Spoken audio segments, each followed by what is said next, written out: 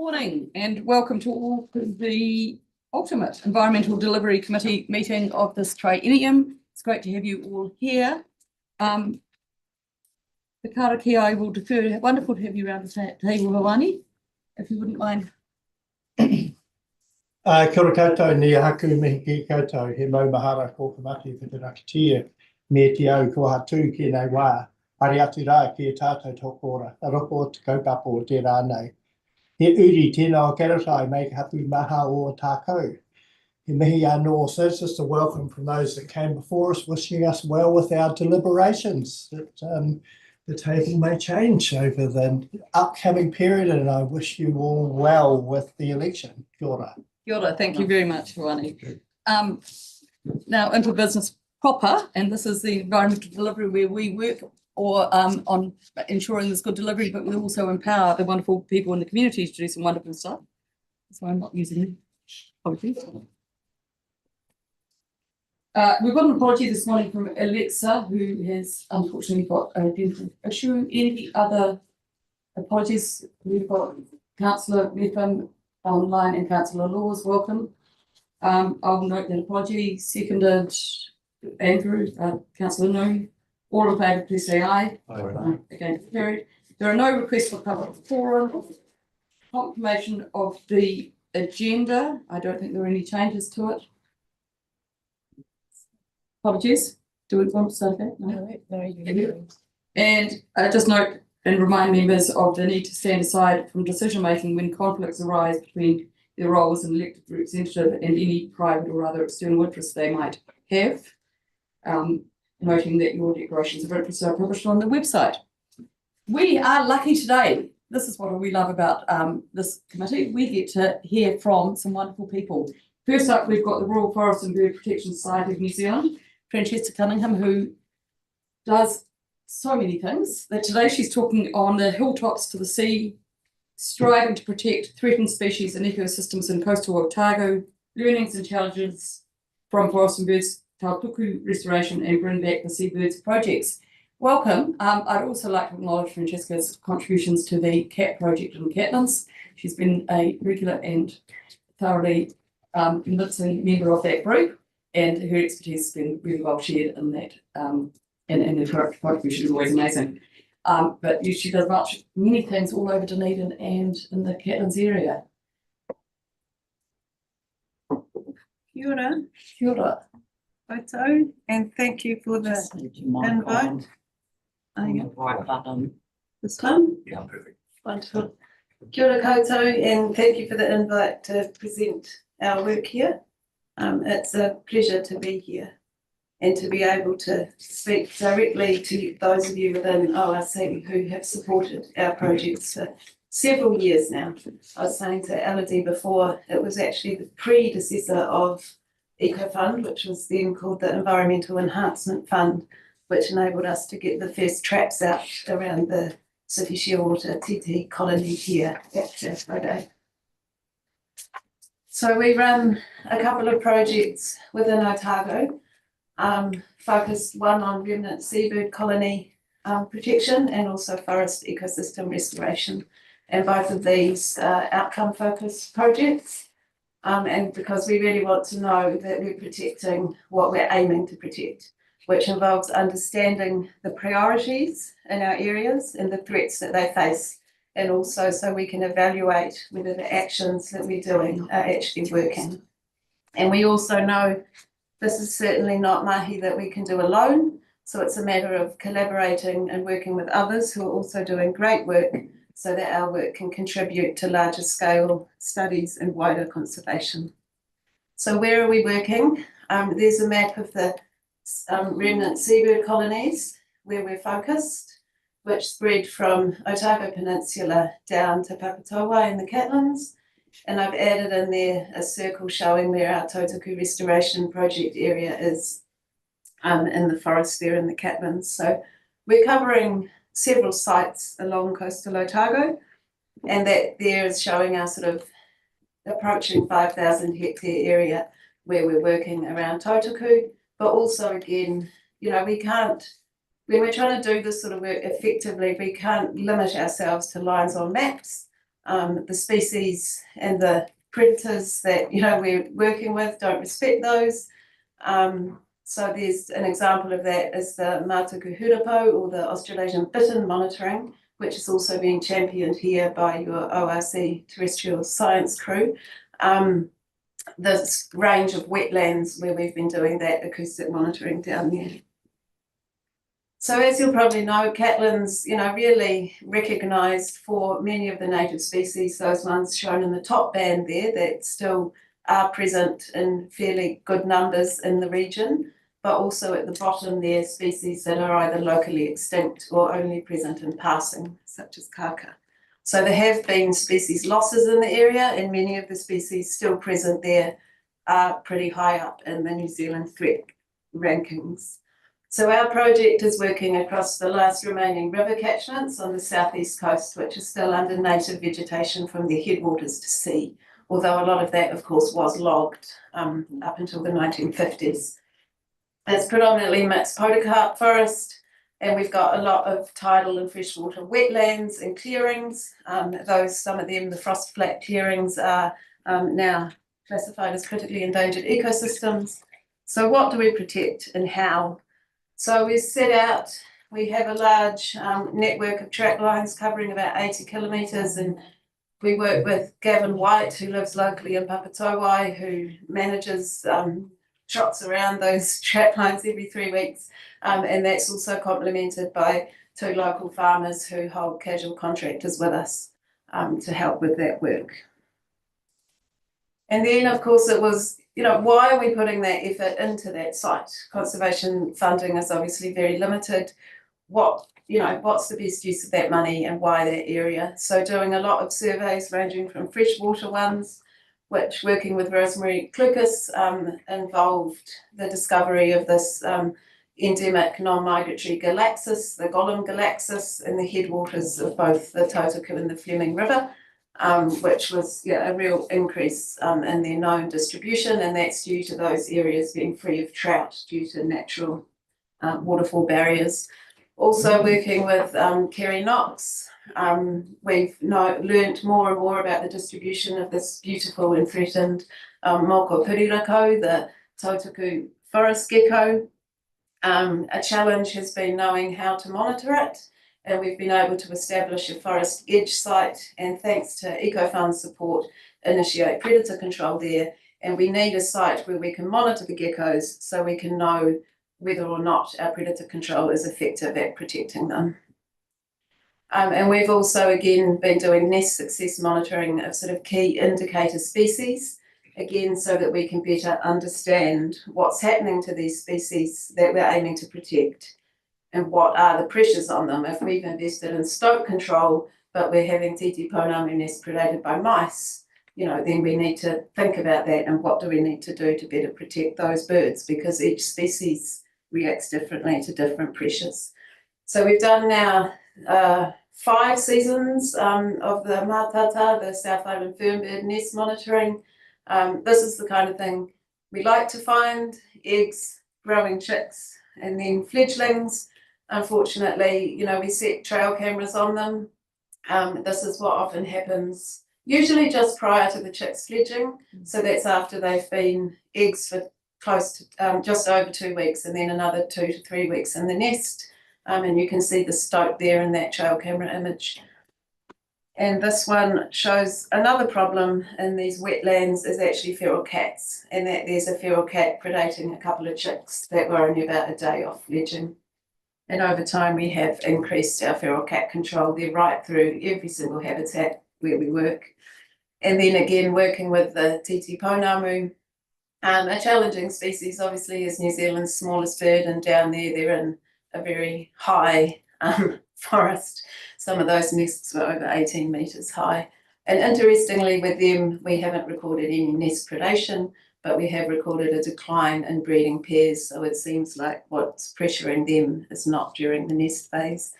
And Karearea, the New Zealand falcon, these are just incidental nests that we have approval to be able to monitor.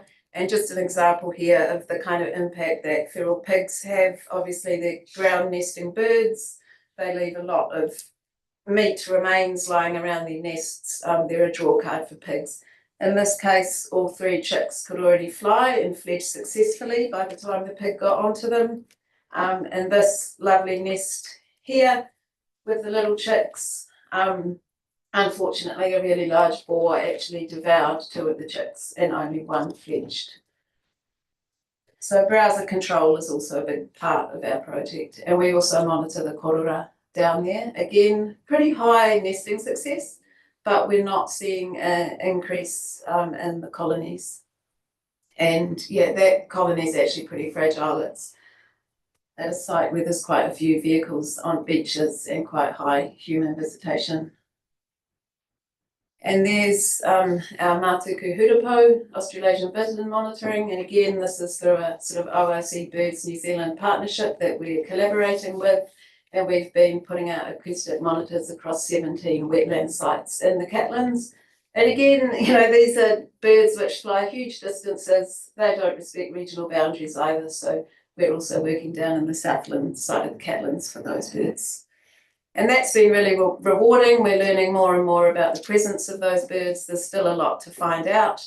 And we also discovered Pūweto or spotless crake within the Forest and Bird Reserve, which was, yeah, an interesting record, actually quite far away from other sites where that bird's been known of recently. And working with Pika Pika Tauroa, the long-tailed bat, Catlins holds quite an important population. Most of it's based out of the Silver Beach Forest where the mohua are, and it's under pretty, well, fairly intensive management through the Department of Conservation 1080 drops. However, our question was, are there bat roost sites where there is no predator control, where these creatures are still vulnerable? They're extremely vulnerable when they're breeding. And we have found rest sites in the Tahakopa Valley, and that's sort of the trap line that we've set up there, but it's a pretty tricky area to defend. That's the last thing you'd want, is a long skinny area with a very, very large border, but we're monitoring the bats and increasing our trap efforts there. And again, EcoFund support has been really critical for us to be able to set up those trap lines and do that bat work. And also botanically, the area is really, really fascinating. That little white Orisia flower down on the bottom left there, it's only the 7th known site in the country that's been found within the area where we're working for that species. And also a whole heap of other really endangered plants, and they're all threatened directly by rooting pigs and red deer and possums. So browser control, we cannot achieve the goals of this project without them. I think we must not forget the impact that these creatures, feral pigs and deer, are having. It's really significant, and it's not just where we're working, and it's also having quite a negative impact on the surrounding landowners to the forest that we're working across. There's an example that's just an exclusion plot that was put in Forest and Birds Reserve to just showcase things, and it's surpassed our expectation that within 4 years of putting up the fence, you can see on the left there where deer are not excluded, and that lovely green diverse sort of palatable species fenced off from them. And that's only excluding deer, that's not, and pigs, it's not excluding possums or rats or anything else. And really with deer, what we do need and what Forest and Bird campaign for at a higher level, of course, is a really coordinated national plan of action. Gavin is wonderful, and the 2 farmers who assist us with that control work so hard and are having impacts at a local level, but they're forever coming in from the outside. So a lot of challenges. It's an extensive range of introduced mammals there. Where do we prioritise the action? And that's why we really also continue to need to resource the thorough outcome monitoring, because different species have different needs, and we need to know that we're protecting what we're wanting to. And then moving on to our seabird projects, of course, globally, seabirds continue to be the most threatened group of birds. A lot of threats that they face at sea and also on land where they roost and breed, predominantly now from introduced species predation.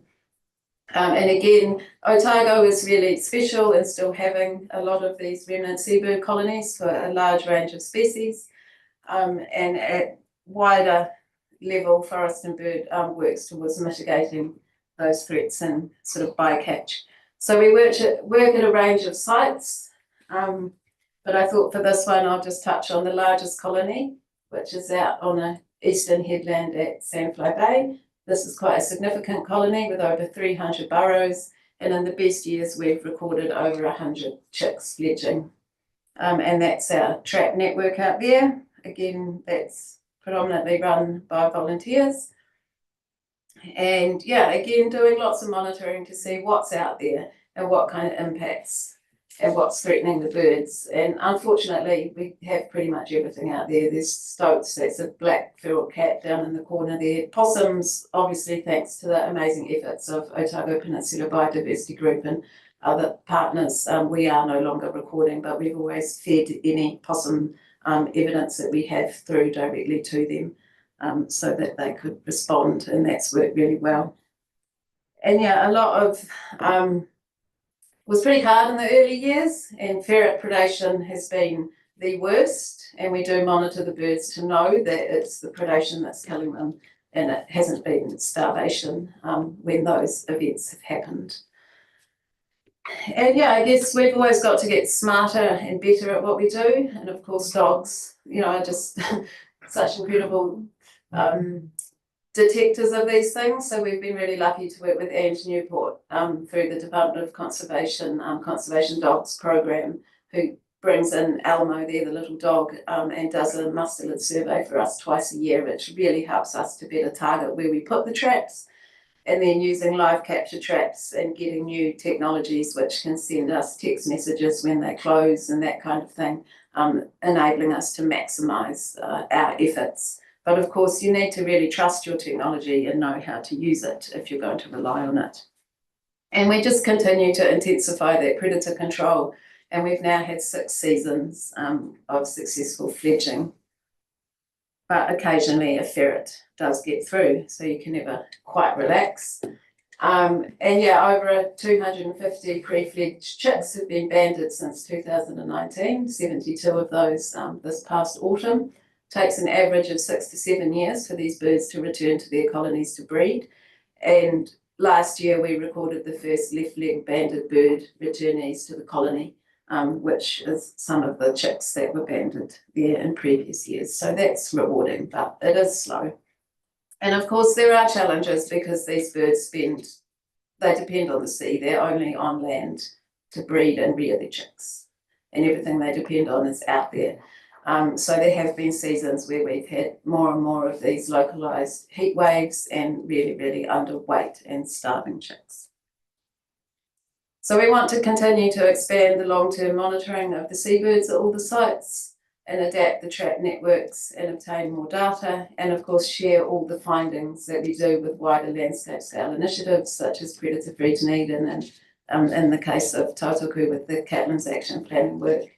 And just increasing the awareness of the importance of both the remnant seabird colonies. Burrowed seabird colonies have now been classified as critically endangered within mainland New Zealand, and highlight the ongoing threats. And I think we also really need to celebrate the diversity that Otago still supports. But we need to know that our efforts are successful at protecting the native species we aim to look after, ensure that what we do is feasible, and maintain the project so that it's sustainable into the future. Because if we stopped tomorrow, it would all be lost. And also contribute meaningfully to larger scale initiatives. And I think we're having really positive progress with ongoing and strengthening collaborations with all sorts of different groups. And yeah, it's been a really rewarding, although challenging journey today. So yeah, thank you. And I'm not sure if there's any time for questions. I will absolutely leave time for questions because I think it's really important that you've just covered so much and so generous with your time, because if you can manage to do all of that, I don't know what else how you manage to do anything else really, and with your wonderful team of volunteers and a few employees and contractors. It's an outstanding presentation, thank you. Francesca, who would have some questions? I thought I saw a hand over that side, no? Councillor Ware. Just incredible work, but I'm just curious if you any thoughts on how the $2 million large scale environmental funds that we're working on could help serve some of these programs as best as possible, and also around what Forest and Bird would be looking for in the coastal environment that could help protect some of those seabird colonies out at sea. Yeah, no, I mean, it's a good question. And of course, you know, in my role, when I first read in the news about that new fund, I was like, yeah, no, that's, you know, I think it's really commendable, because I do feel that in effective conservation, the larger area you can carry it out across, the better. I think similarly to us, it's a double-edged sword in that one of the best things about the Tautaku area is the size of it. You know, it's significant habitat, could be high quality habitat if we could deal with things, but it also makes it harder, because by being larger, it takes more resources to effectively manage it.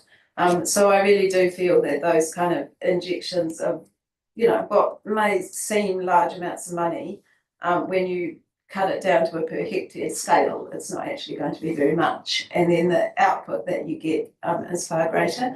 In terms of seabirds, they're a bit different.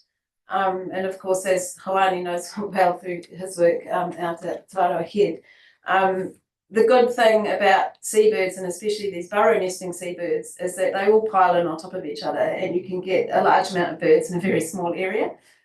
So there you're actually able to really focus your resources on a much smaller area, but get quite a big output. You know, if we're successful at both protecting the small colonies at Sandflower Bay and at Ahuka Long Point, then over 150 chicks can fledge. Yeah. No other questions. I'm going to ask a question, Francesca. What are the best ways, the three best ways that the Regional Council can assist you in the wonderful mahi you do? Or do you want to think about that? I mean, is it money? Is it advocacy at a government level? Is it fencing or biodiversity credits? I seriously think one way would be getting ungulates, deer and pigs put onto the pest management plan as pests. And that's not just coming from Forest and Bird. We're having really amazing support and working really close together with our neighbouring farmers down around Tautaku, where most Forest and Bird has the 550 hectare lens reserve there. The majority of our project, 4,500 hectares of it, is across public conservation land. And all of those deer and pigs, which have trashed the forest, are coming out and impacting really significantly on those neighbouring farms. And most of our deer and pig control we're actually doing on the farmland that's neighbouring the forest. While numbers are really high, it's far more effective for us to be killing the creatures on that land. We have amazing buy-in from the farmers, and it's not going to be until we get those numbers down to really low that kind of deep forest hunting is going to be necessary. And I think that's where we have to be. Yeah, it's going to both benefit conservation of the habitats that we all want to conserve, and also it's going to benefit primary productivity, because farmers down there at the moment are investing thousands of dollars in equipment and huge numbers of hours in their time going out and battling. And a lot of them have really large boundaries with DOC estate. And of course, those animals are recognised as pests locally. Thank you. Kevin, Councillor Malcolm. Yeah, thanks very much. So am I hearing there that by putting them on to our pest management plan and a plan to get rid of them, we would have greater opportunities to ensure that DOC's doing their part, and obviously which is their land? Yeah, I don't have enough insight into that, but I would hope so.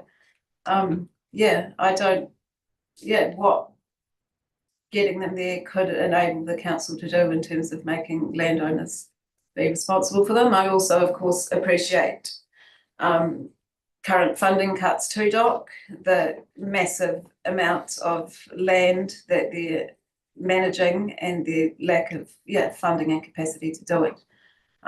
So yeah, it's a tricky one.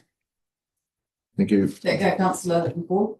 Yeah, thanks, Freddie. Awesome presentation and awesome work. I was just wondering, like, at the end of the day, we've all got limited resources and you guys are obviously stretched to the limit. Do you think you're better to try and just maintain or keep the problems suppressed over a large area? Or do you think you're better just to concentrate on like the Tautoko or, an area and have like a site there, let's clean this out of everything approach? Yeah, I think, And at risk of the other one going into worse decline. I think that's a really good question, and it is unfortunately the reality of where we may be at the moment. We can't do everything, so where do you prioritise it? And I think obviously there's the threat status, how important is a species in terms of its threat status, or the ecosystem in terms of its threat status. But of course, there's also the social and cultural and community, importance. And to me, local extinctions are tragic, because something, Mohua, the first place I ever saw Mohua when I was a child was in Waikaia, and they're now extinct there. And I've been witnessing the ongoing extinction of Mohua in the Green Valley over in Fiordland. And while there may be really strong Mohua populations on offshore islands, you've still lost something from that space, and the people that live there and have a connection to that species, that place. That's absolute tragedy. But I think, ultimately, if we can't do everything, you are going to have to choose smaller sections that are representative.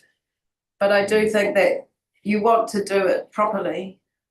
I mean, if we were just running stoke trapping lines, we wouldn't actually be achieving much.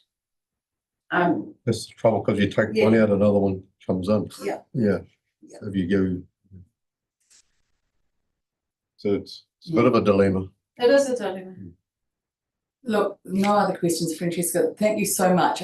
It's really complex, and the fact that you're inviting it out so many different angles and different levels, and keeping up to date with the technology changes. Really, really appreciate all your work and your whole team. And if anyone wants to donate to support you, I'm sure they can find that information online on Forest and Bird page. Is that right? Yep.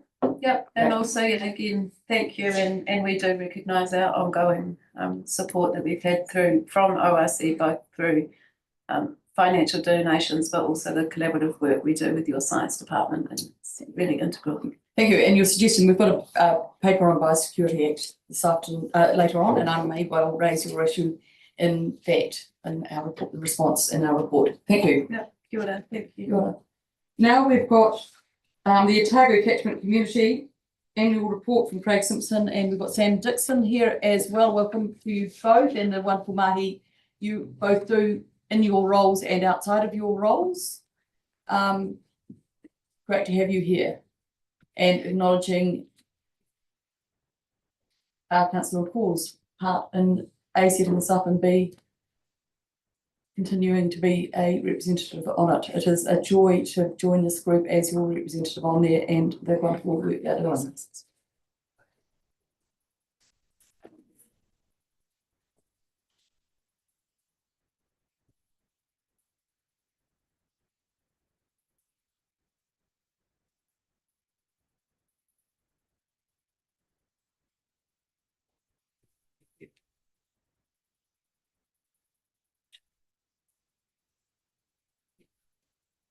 And the mic is on. Mic is on. Kia ora koutou.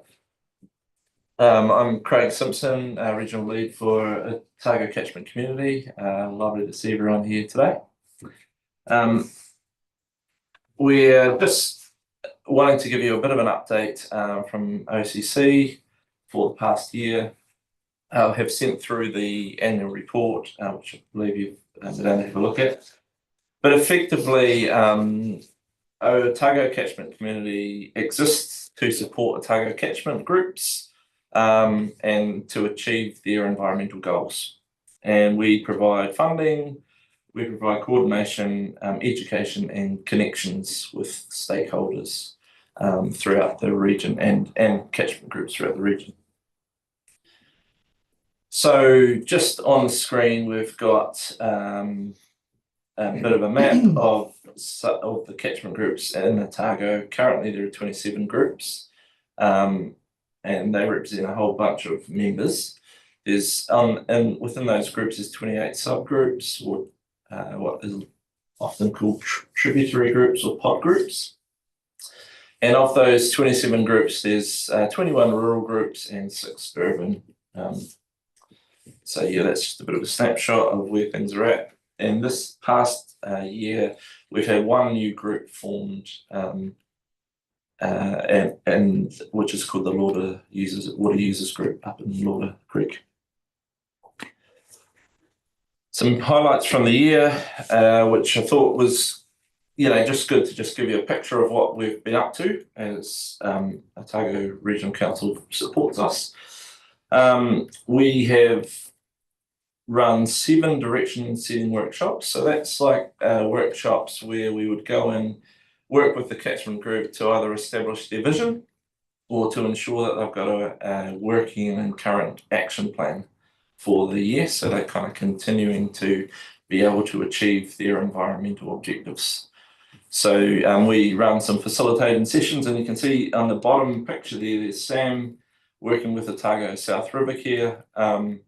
And there's lots of sticky bits of paper and all that type of stuff, which is sometimes an uncomfortable experience for the rural communities particularly, but ultimately you get a really good consensus and a good direction going forward.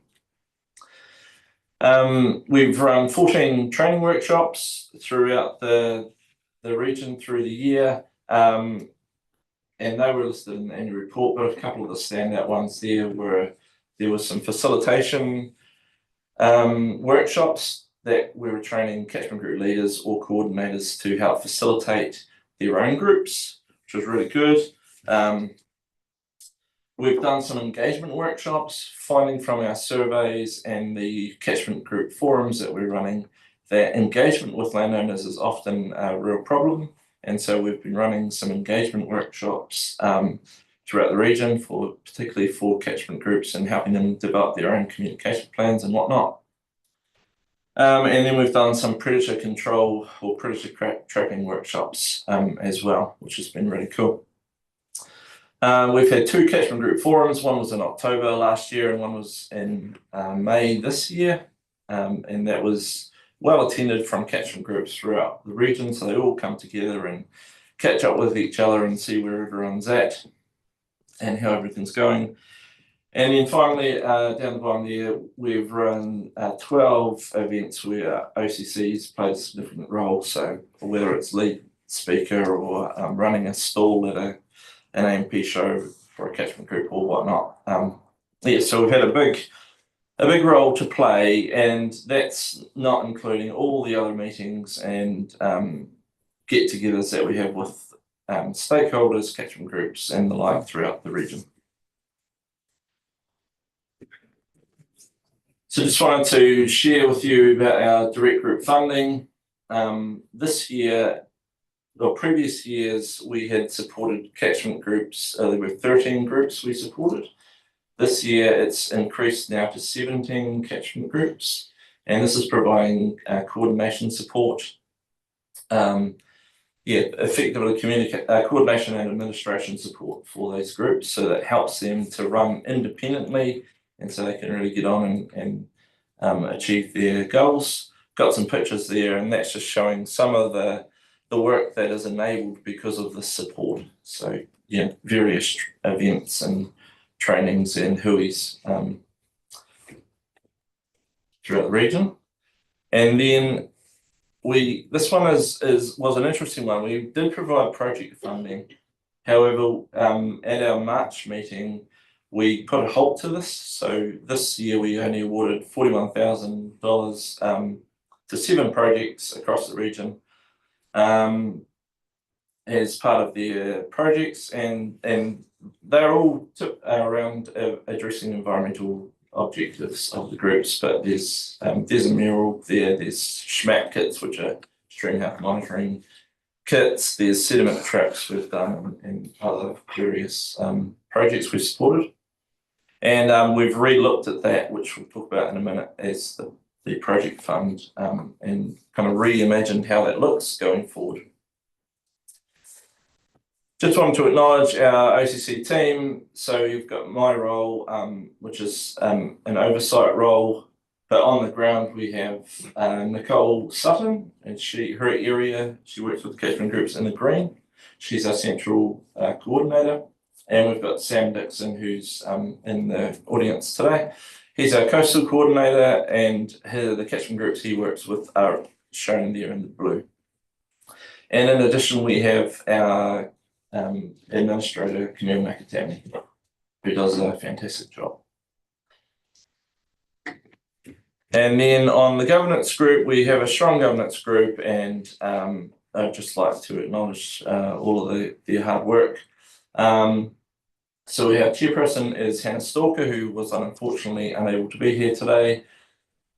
Representing kind of the lakes area of Otago is Randall Aspinall. Central Otago area is Beck Smith. North and East Otago area is Katie Barnes. Southwest Otago is Simon O'Meara, and we have Lloyd McCall who's co-opted on that group. And then we have some seats on our committee. Have Kate Wilson, which attends all our groups. Thank you, Kate, and which was previously held by Brian Scott. And then from our funding staff members, we have Joanna Gilroy, which is awesome, thanks Joe, and Janet Gregory. So they attend all our monthly meetings, they're on all the email trails, and they attend our in-person hillies. So kind of a lot of work goes on behind the scenes to make sure everything's ticking along. Opportunities coming up. We're continuing to work closer with our partners, funders and partners, and I'd just like to put an acknowledgement out to Libby and Oliver Edelman for their work at ORC. It's been awesome having that kind of growing that connection, and our work together is really is going in a good direction.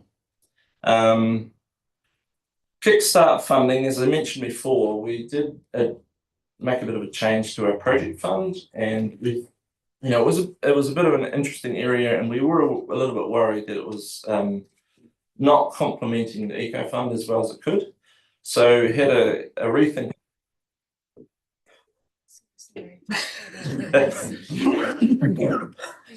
Say anything you like. We're now Yeah, recording. you tell us what you really think. We are still live streaming, thank you. So carry on. Yeah, so what we've done there is we've introduced a kind of a kickstart fund for groups who want to get back going, or they've got a project they want to kickstart on. So it's kind of capped at $3,000. And we felt, talking to Joe Gilroy, we felt it was going to actually complement the eco fund quite well. And so it was a bit of a gap in funding throughout Otago. So we have literally this week introduced that, which is great. And then just a bit of an acknowledgement, we have had Y Connection funding. So Y Connection's part of the Freshwater Improvement Fund package from MFE administrators. And we've had Judy Miller as our coordinator delivering that this year.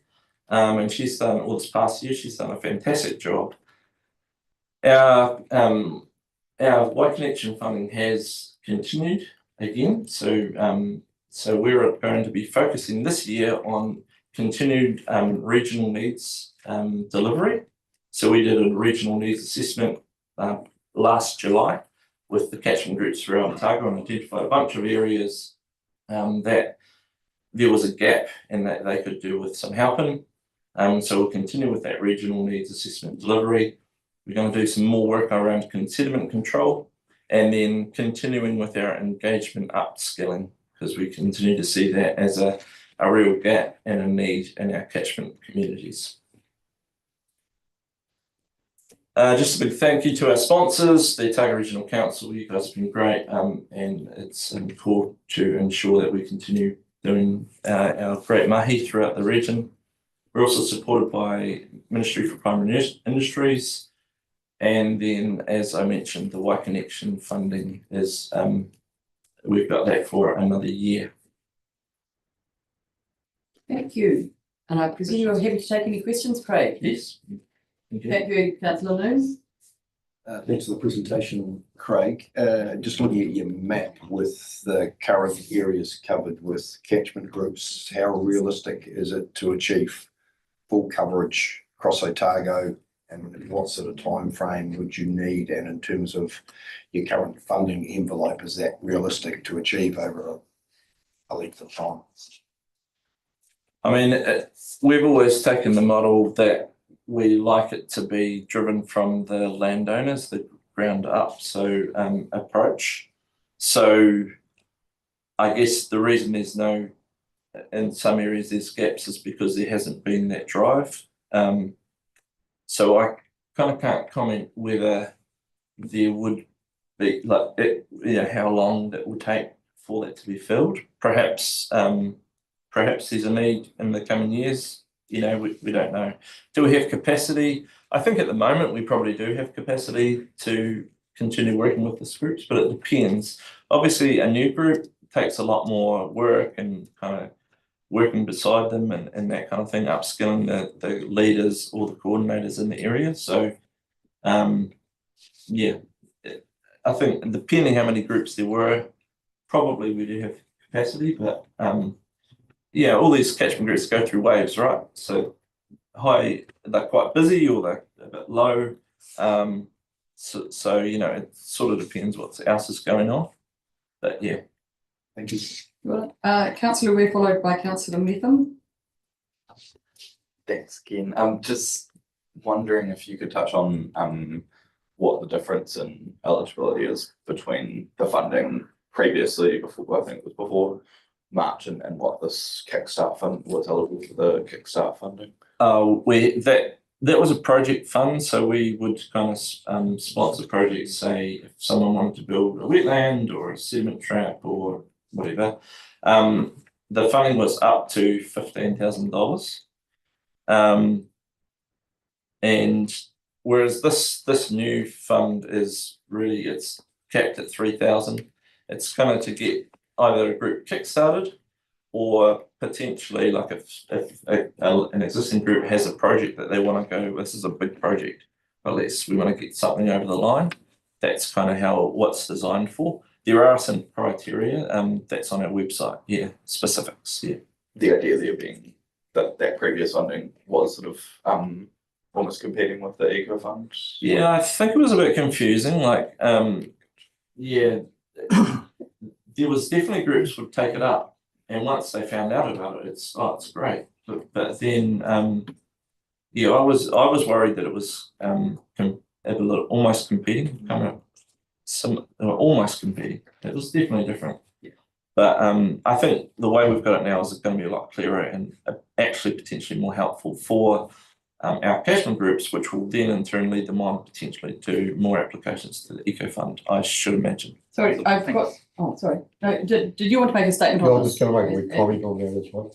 At the same time, we were doing forward budgeting projections, and with the as the Jobs for Nature funding from central government was falling off, it was creating greater need for the actual base support for the catchment group network, as in the direct group funding. So we sort of had to have a reassess, but we still created the new fund, which is actually around that, actually helping people get started or doing actual facilitation to keep them, as opposed to projects, actually working with the actual catchment group, which is where the gap would have been if we had just pulled out, if that makes sense. Yeah. Thank you. Did you have another question there? Thank you. Councillor Metham. Yeah, thank you, Craig, for your presentation. Look, just a quick question in regards to your financial position. Just reading your report, you showed an operating surplus of 186,000 for the year. And you also have a closing, I think, cash balance of around about $500,000 in the bank. Are you not getting enough applications for funding support, or what is the reason for that? Well, we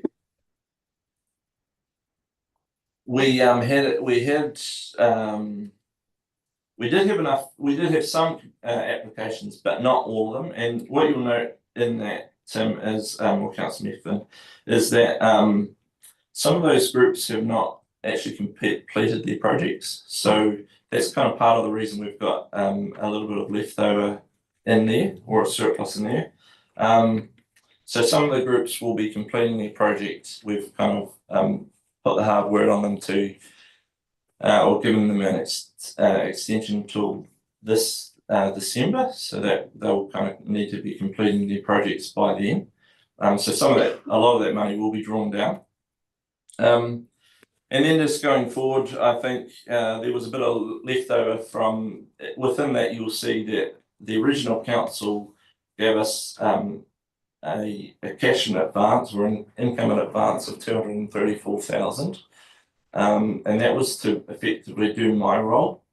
So it was going to be 78,000 for over 3 years, so 234,000. So that cash, or the closing balance, actually includes that for this year and the next year as well. So there's a few things in that, and then finally we also had an advance payment from Ministry for Primary Industries, which was 75,000 on top, which is for this year. So that's shown in the bank balance, but not on the in the budget there. Are there any kind of promotional activities that you're involved in that sort of try and encourage more applications for funding? Well, I think what we were worried about, and Councillor McCall kind of said it before, because our direct group fund has increased from 13 groups now to 17 groups, we're actually worried that we're going to draw down too much money, and then there's going to be quite a gap. So the other project fund that Councillor Wheel was asking about, if all groups had taken that up, our bank balance would be looking quite different, and we're a bit worried that, what's that look like if we're projecting 3 years in advance, what does that look like? And it was probably, we believed it was going to be unsustainable. So Okay, thank you. No further questions. Thank you very much for all that you're doing, both in the OCC and other catchment groups that you are involved with, and the number of times I see you out in your shovels on planting days. It's a fabulous contribution you're making to making a difference in Otago. Thank you very, very much. Thank you. thank you all. And thank you for the staff who've been out there supporting you. You see many of them out there with their shovels as well. That takes us to item 7, I think. Oh, I just actually want to acknowledge anyone who wants to support Camille McTamaney. She's up for a rural champion on the ODT, and feel free to vote her way, just acknowledging her contribution to the OCC and keeping them on track. Her admin is incredible. The confirmation of minutes. I'm happy to move the minutes of the environmental implement. I think it was an environmental delivery. No, implementation. Committee as delivery of 5th of June 2025 be confirmed as a true and accurate record. It's hard when we change things on you. I'm sorry. I should have seen that earlier. Seconded. Thank you, Councillor McCall. You're seconding the minutes that you chaired? Oh, can do. We actually need to change something there. I think No, I've changed it. we need to have co-chairs written up. It's delivery. Yeah. I think that I'm just trying to get back in. I think that on the minutes, I think we just have to have co-chairs as opposed to Co-chairs. just chairs. I think Beside my that's the name only as well. thing. Yeah, so something like that. Yeah, Yeah. Thank you. yeah. I'm happy to second with that. Thank you. All in favour, please say aye. Aye. Against, carried. Open actions from the resolutions of the committee. There are none, so we can flick over number 8 very quickly unless something that someone thinks we've missed. No, good. Up to the matters for consideration, and noting report by security update number 9.1. And today we've got Libby. I should have welcomed you, Joe, to be up at this table. I'm sorry I didn't do that earlier. Bit of a change. Yeah, we've got Richard there in the back. Nice to have you at the table.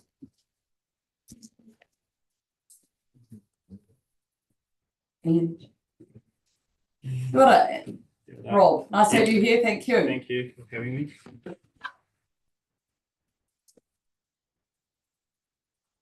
Who's going to address this report? I shall. Thank you, Libby. Present the report. So I've got Rob Wynn here with me. He's the team leader of biosecurity. So he'll help answer questions once we get through my introduction. So this paper is the first that we've provided to update on biosecurity activities for the previous quarter. Staff intend to provide this report approximately quarterly to update the committee on biosecurity work. You'll note in the executive summary in paragraph 3 that there are 7 key pieces of work that staff have been focusing on, and further detail of this is in the report. So we're happy to just open for any questions. Thank you. Are there any questions? And if you're not ready, I will ask mine. It's a great report and those sort of things that people aren't aware that you have to do in the background for biosecurity. And I have one, the bottom of the south engagement, is that going to be only staff to staff, or will there be a governance component of that? At this stage, it is just staff to staff. I'm not sure how we would go about arranging the governance part. If someone has an idea around that, then we can investigate that. Well, it's just about making sure that the governors are on board with that idea throughout. And I'm not quite sure if that's actually brought up at regional sector group and how that might work. Maybe that's a question for the chair, Gretchen. Sorry, I was busy responding to something I have to do. No, sorry. So in paragraph 18, the RPMP review project team have formed a bottom of the south collaboration with Environment Southland, Environmental Canterbury. Early meetings are focused on the development of a shared review method in areas in which neighbouring councils can cost share. And at some stage, there's a governance piece in there I would have expected, and that's absolutely fine for staff not to have included that at the moment. I'm wondering if that is coming up through regional sectors group or anywhere else. I'm not aware of that coming up, Rachel. So it's come up at RCE's, Kate, with there's definitely been a discussion as when we just talk around what opportunities we've got to collaborate at the moment. The governance piece will come into it if there is alignment and the plans move together. It may be that there is collaboration at staff level, but no ability to align in terms of actual delivery of the plans, and that's probably going to come out after this first stage of work. So there will definitely be a governance role here in terms of our plan. There might not be a joint governance role because there might not be a joint program to progress plans at the same time. It's just going to depend on when Southland and Canterbury they do a formal process. Councillor Malcolm? Would that, because we're advancing a plan, and that is the concept, which would it not be staff would only not head down a joint plan process if governance said no? So I'm just wondering why is governance not in there at the start to actually push what we wanted from this table, that we wanted a joint review and joint plans. So should not governance be in the, it surely is not right for staff then to come back and say we're not going down that way because staff doesn't want to. So and I think the question is it's not our decision to make. Yeah, whether Southland and Canterbury go at the same time as us. We've asked the question and put the opportunity out there. Absolutely, the governance table can go and have those conversations. But certainly the CEs see the value in working together where we can. And if it does progress, then there would have to be some sort of joint governance function to ensure that councillors are connected across the issue as well. And it's an interesting point because we're at the moment we've got the wildings and we've got and wallabies, which are cross boundaries to an extent, and I think it's a really good opportunity and it's not necessarily staff problem to do their work to do that, and I think there is a piece for the governance to do, and whether we do it now formally or whether we ask the chair informally to make sure that we've got that opportunity. I don't know that anything will happen this training. It's getting pretty late, but it would be good to be getting the views of this council through to the other councils that we would like to be doing that. And so, and I totally appreciate that it isn't. I think I was part of that suggestion. So I'm really happy if we possibly add to that a resolution that the chair advise the governance from Southland and Canterbury that this council is interested in seeing a joint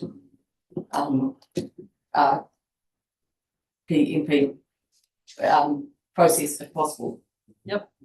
That's totally fine, and what we've talked about we've raised that at regional sector meeting and the issue, and I bring it up at South Island chairs meetings as well regularly, that it's what we would like to do, so happy to do that, Thank you. Yeah. Do you want a resolution or just do it informally? Either or, happy to just do it. Sorry, thank you, councillor McCall. Take a bit of a breath here. I think we actually, if we're serious about wanting to work together with our neighbouring councils, I think we should be approaching them via a letter from chair to chair. Thank you. Yeah. So that's not a question. It's not a question. No, It's, do you think it would be a good idea? Is that a question from Richard, perhaps? Yeah. Okay. I think that we got to get away from casual conversations and actually put something on paper. Thank you. I'm going to Councillor Malcolm had his hand up and then Councillor Ware. No, that's, I'm very comfortable with heading down that track of getting a letter gone to support what the staff is doing, Okay, showing that we support it. Thank you. So you want to do this resolution. Someone wants to move that, or did you get that wording before? Wording to the Chikahai would be fantastic. Thank you, Councillor Ware. Wait, this now. Right, just take us completely in a different direction. Just diving into the freshwater stuff. I've been seeing lots of ads for golden clams on my social medias and stuff from the regional council.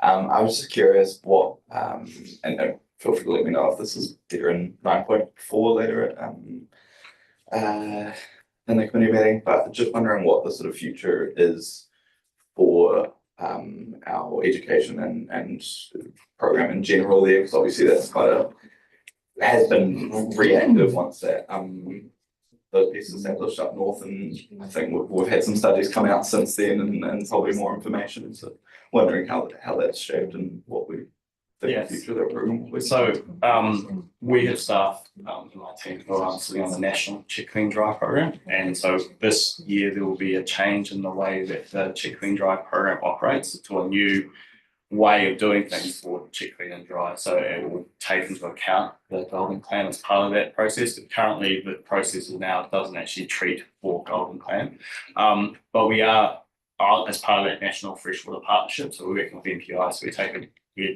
taking an active role at the national level to see where they're going.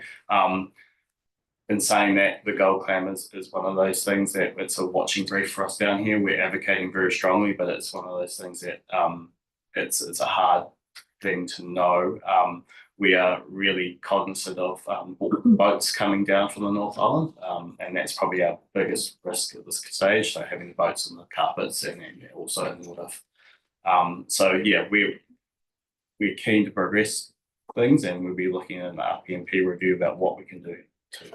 There's also, we usually get funding from MPI to fund our summer freshwater ambassadors, which is part of our Check Clean Dry program, and they do proactive education at boat ramps and around the lakes over summer. So there is a proactive communications and engagement piece that we are delivering as well.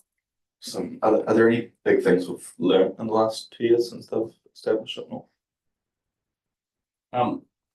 So they're still really in that exploratory stage. So NIWA has just received some master grant funding to do a large scale study on gold clam. So that will help inform us on what we can do down here. So we're keeping a really close eye on what NIWA is doing up there. There's a lot of work in this space, and we had staff actually go to the Bay of Plenty to talk to their freshwater staff just to see what they're doing in that space. And there's a lot of things that we might consider in adopting down our target. So thanks. Thank you, Councillor Noon. Thanks, Madam Chair. On paragraph 3B, it talks about preparedness and coordination with key agencies for the arrival of avian flu. And I just wondered, is that a result of the Hillgrove bird flu outbreak, or has this been something on our hit list for quite a considerable time, or is it a directive from Biosecurity New Zealand? So this isn't a directive, but it is part of their backlog work program. So they have a dedicated resource around the preparedness stage of that. So we're working at the national level to be plugged into that. Libby, we can give a bit more, but at that Te Ura Kahika level, there is a lot of work going on there, and there's looking at to be resources given, or hoping to get resources given to us from UTI to help with our preparedness. So it's. So it's not as a result of the site in north of Dunedin, and that was a different strain of avian flu. I think that was a good eye opener for MPI, and that then started this this preparedness for HPAI when it does arrive, and what our role is, and our role is generally around communication, getting information out to territorial authorities and DOC, and making sure everyone's getting the same message, especially the public. Thank you. Councillor Kelleher. Thank you. Just in the rabbit space, what are we seeing with the previous and then the more recently released strains of RHD? Is our monitoring showing effectiveness? Is that increasing, decreasing? So we do have a fly trapping program, but it doesn't it's a monitoring tool for the viruses. But from a perspective of whether they're effective or not, we don't necessarily pick up the virus a lot in those fly traps. It's one of those things with the virus is that it kind of shows up and disappears pretty quickly in different places, and more of the time our work is behind the curve, if that makes sense. So we're seeing the effect of the decreased rabbit populations after the viruses come through, not necessarily when we are picking up in our fly trap monitoring, if that makes sense, because it can pop up in different populations within Otago, not necessarily in a wave effect. So the last virus we have picked up in our fly trapping monitoring data, but it wasn't per se as part of a large population of rabbits. It was a small population around Moraki where it was found. So that last release, that is still apparent, and the fly trapping is specific for that, isn't it? Yes, but I can't really, I'm not an expert in it, but from what I've been told, it hasn't been greatly successful or been prolific throughout the rabbit populations in Otago. In future, are we considering new releases? That would probably be a question for Biosecurity New Zealand and Landcare. We don't really necessarily work at that level, there isn't currently any funding for rabbit control at a national level that we can tell them to. So at the moment, no, there is no plan for a future release, because as we understand, and we've worked with some of our Australian counterparts as well, there is no further development in the virus space. So someone needs to pick that up in a science kind of function. That's not a function that we can provide here at ORC. We would rely on Manaki Whenua and their research to tell us when there's something new that could help with rabbit population control. Does that help? Thank you. Councillor Malcolm. If I could just go back to the ovarian flu job, I find it quite concerning that it appears that government departments and the likes are not prepared for incursions. And so I just wonder, what is the timeframe to complete this preparedness plan, and how different is it from any other plan other than it's a different species? So for this preparedness plan, it's quite tricky, because once the avian flu arrives here, there's nothing that can be done. It's just something that we need to learn to live with, and that's what MPI have been trying to get the message across. So the role would be around how we clean up birds that are in public areas. That's more what we'd be dealing with, is how to deal with sick and dead birds. I feel like this preparedness response actually has been quite good in terms of what MPI are delivering. They've got a dedicated staff member who's been really good at communicating with us and across the sector around what needs to happen. It didn't necessarily start off that way, but it has developed into I think that they are actually quite prepared. There's another meeting later in September where it will be across all of the regional and unitary councils and MPI to come together and finalise that plan. Right, so further to that, yeah, so we're doing some communication work. It just says the first part of the year we're working on internal guidance documents, development communication plans. So that's, I suppose that is our only role that we need to do. It just seems very scary to me. Yeah, That it is. I think you're probably further down the track than MPI is probably obviously a lot further down the track, but it's. Yeah, so our role is in that communication space and filtering information from MPI to other organisations that need to hear from us as a regional leader. And we'll work across the sector. So all of the other regional and unitary councils will work together and ensure that we're providing consistent messaging. But it is scary because there's not a lot we can do, and we've been advised that we're just going to have to deal with it when and if it arrives here. Can I just go straight on to if there's no one further on that? I've got 2 other questions, so that's fine. If it's on the same, no trouble. No, I don't know if they're on the same thing. I'm here for you to carry on if you want to. No, I'll wait, I'll come back. Councillor Nuni Hawani. We had the presentation earlier from Francesca Cunningham, and she reminded us all about how bad the pig and deer feral problem is throughout, well, particularly in the Caplins, but the problem is right across Otago. Thinking forward to the pest plan review, is there any work being done ahead of that process with a focus on the cost benefit analysis to see whether it's realistic to be able to have deer and pigs at a much higher level than they currently sit in the plan, because that cost benefit analysis is really the key to get them over the line to be included for, let's say, eradication. I know that's extreme, but to achieve that, so the economic benefits and non-economic benefits, basically, are they going to stack up this time round? Because we had a lot of submissions last time. Gretchen will remember. Thank you. Good question. So we haven't done the work on the cost benefit analysis yet. That will be something that we do before, obviously, we release information on what the plan is going to look like. There is work occurring at the national level around all of, so it's not just an issue for Otago. Deer, pigs and goats are an issue across the country and a significant issue. And that is something, there's a group that's led by DOC that has, it doesn't have ORC staff representatives on it, but it does have sector representatives on it who feed back to us through biomanagers in the biosecurity working group.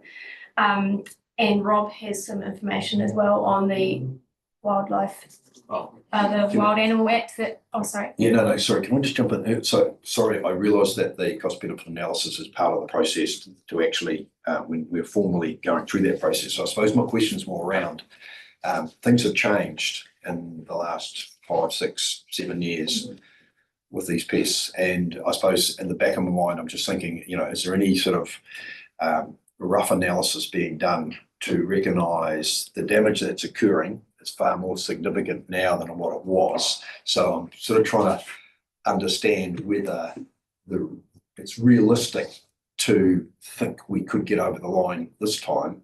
And I appreciate that you're not doing the cost analysis right at the moment, cost benefit analysis right at the moment. But, sorry, long-winded question, but I'll let Libby answer and then I'll just make a comment because I've foreshadowed something to Libby at the Chair's meeting about the take a little further down on this. So there is no specific work on that. We are building our surveillance and monitoring program, which will help inform where there are issues with biosecurity. We have good relationship with stakeholders that can provide us information, such as feed farmers.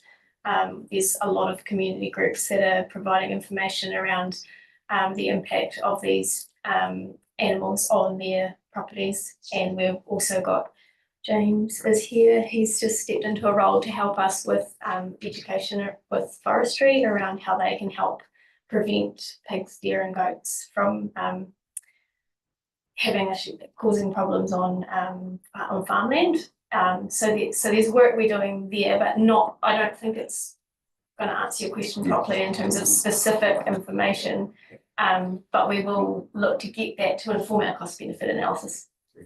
And my comment on that is that we've got an item up in 9.4 where we are writing to the minister, and I think there's some comments that we could make to the minister both about processes and making it simpler and making us the ability to be more flexible and approach these things in a different way. Yeah. Because at the moment it takes 5 years to do a plan for the last 10 years, and I'll leave that debate, but I think that if we can leave those comments or think about those comments and how we might address that in the letter to the minister, if that's okay. I've got more comments from questions from Hawani. In relation to the HPAI H5N1 virus, we had a response planning meeting with Doc yesterday morning, and there were a couple of things that come up, probably relate directly to ORC. One of those was around wherever the entry point is, lots of dead seabirds where there's feral ungulates or those sort of things, then becoming a vector, or even feral cats or any of those sort of things. And the other was around the human health side of it, whether it would eventually constitute an emergency response and whether the ORC Emergency Response Centre was the appropriate location to disseminate that information out to the community if we've got dead seabirds or whatever turning up everywhere. So my question in there is, what is the interaction between the ORC and DOC at a local level to ensure that you're all on the same page? Yes, so we have had conversations with DOC in the early stages of this work. I didn't know that you were meeting with them because that's part of what we would like to be meeting with Mana Whenua eventually to talk about your role and where you would like to sit in this. But in saying that, the human health is the wellness part of it is part of our work is to engage with response around that and what would trigger response and where they would sit in that helping the human interaction. Because with avian flu, we're going to have a lot of chickens in backyards who will likely be affected, and that human and the human element to it is probably going to be one of the biggest things that we're managing as part of the response, if there is a response, and what would that look like. So that's all part of our preparedness, and that's what the conversations at the MPI level is around. So, and probably to be fair, just to respond to that, it was in my capacity as managing a ecotourism operation that has about 10,000 seabirds around tourists. That meeting was being held, so specific to Pukekura. But one of the other things that came up there is often those seabirds are down at Tironi or at another beach somewhere, and then taking off and flying over people's roofs in unreticulated water areas.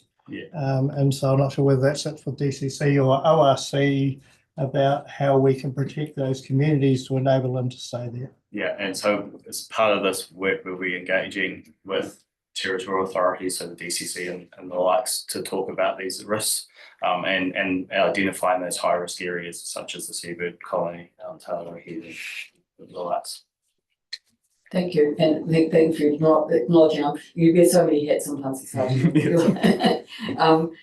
Thank you, Councillor Malcolm. I think you had some other questions. It was more on the next part, which is the marine, the marine program. And I just read the first part, which is 8, marine biosecurity is critical to protecting the Targa's coastal marine area. And so there's a few questions on that.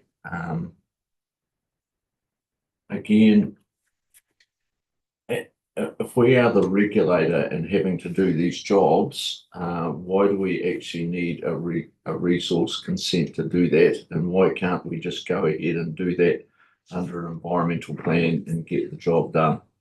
And why isn't it already in place in that we have been in this space for quite some critical time? Joe is going to answer here. I'll just answer it. It's a rule that's in our regional coastal plan, and like any other party within Otago, we need to meet our regulatory requirements under our coastal plan.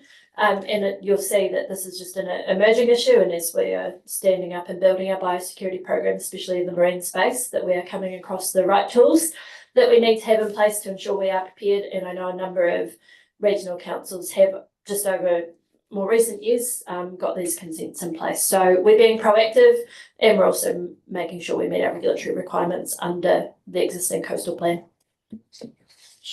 So subsequent to that, have we been to the Minister of the Environment to say that why do we have to go through this process when you are asking us to protect our coastland, and is there a simpler way of doing it, i.e. a government decree? No, staff have not done that. I think it's a really good response possibly to put in the letter to the biosecurity minister. Oh. About it could be biosecurity or it could be MEP, but it's coordination of through the biosecurity response. And a follow-up question to that, what is the anticipated timeframe to get this consent, and will we be going on a consent similar to our river management one that will be a global consent, or and what sort of time period are we expecting? So we've lodged the consent with the council, and it's been reviewed. We've just recently had our review back, and we've got a few items to respond to. So this is around the locations or where we would like to activate this consent. So we're looking to only have it in areas where we have moorings or port facilities. So we're talking about the Port of Otago. So it's not a global consent throughout the CMA. It's only for specific areas. And there was just some questions around the receiving environment when we are looking to wrap hulls and we're using chlorine in the environment and what those effects would be. So it's just a couple of clarifications, but from a time perspective, I couldn't give you that exactly, but I'm hoping before the end of the year or the early next year. So yeah, so the length of the length that we are seeking a consent for, the length of time? So 10 years or more. So 10 years or more? Oh, it's 10, yes. It's 10 years, and the cost to do that consent. We don't have the detailed costs Okay. for this meeting. Right. So just to follow up, being that we will be that is a role of us to do this job, why are we only going for a 10-year consent period? I don't know, but we can go and look at that and see if there's something we can extend. That would have been advice we were given by our planning consultants. Right. So I just, that really concerns me, because the cost of doing this every 10 years or whatever period we end up with, and it is a job that we have to do. And if we are applying for a consent, we'll be looking to try and turn it into, I think it's, make sure I get this right, a controlled activity, so we can no longer be turned down for a consent. So that second question, the status of an activity is determined through the rules in your plan, and because there is a pause on changes to the plans at the moment, there's no ability at the moment to change an activity status through our regional planning process. Unless we ask for it. We could ask the minister. You could, but certainly in terms of the consenting process that's in place, there's, again, if I put my other part of my role hat on, there will be regular cost updates and clear communication from the consents team through to our applicant sitting down at the other end of the table, recognising that it is processed by an external party because we are an applicant to ourselves. So we will ensure that we provide an update separate to this item, as I'm sensing a high level of interest in this, so we'll ensure that that is communicated. Thank you. Thank you. Any other questions? If there are no other questions, we have a motion which is to note this report. Anyone wish to move that? Thank you, Councillor McCall, and seconded Councillor Ware. Would you like to anyone want to speak to this? Great update. Thank you very much, team. I'm going to put the motion. All in favour, please say aye. Sorry to interrupt. There was a discussion at the start around an additional motion for the letter. No, that's going to be on the. You're going to put that in the. Letter to the biosecurity minister. I think it's easier to do one letter. more likely to be read. Yeah, I think that's, yeah. Oh, sorry, the other letter, sorry, no, sorry. Yeah, no, this one as well, apologies, thank you. This is your motion because you did send part of this through. And you did note it earlier, sorry, councillor McCall. The motion is up there now. It recommends that the council endorses a request for the chairperson to write to the chair of the Canterbury Environment Southland and West Coast Regional Council expressing ORC's support for the development of a joint regional pest management plan which will assist in developing coordinated responses to cross-boundary issues and notes the collaborative work on wild pines and wallabies to date. So I think you indicated you were happy with that earlier. This has been a motion thankfully helped by the staff, including I think Richard and Joe. And are you happy to second in that? I'll try and have a moment. Yeah. If someone else wants to in the meantime. Question on it, yeah. Yeah. Question, I think the chair possibly has a question first. Yeah, I'm just wondering whether staff think a joint plan is the way forward, or whether we do individual plans but a joint process to derive them. Yeah, I don't see a joint. Yeah, because that's what I thought we'd talked about before, was where we shared the process, which is a cost benefit analysis that you would do across the whole thing. I didn't know we were going to be doing a joint plan. That may slow us down potentially, I'm not sure. But you may have talked about it with staff. Basically it's a letter inviting enabling councils to form a governance group to look at these matters of joint interest. Of our regional pest management plans. It's a review. Could A we bad add the review is a word- joint. Sorry. Could we add the word potential development? Okay, just adjourn for a few minutes. Yes, we'll just adjourn and get this tidied up. Apologies for the delay and putting this on the hoof, and I didn't read it properly beforehand. So thank you. It will adjourn. Seconded, councillor Gallagher. All in favour, please say aye. See you back in 10 minutes.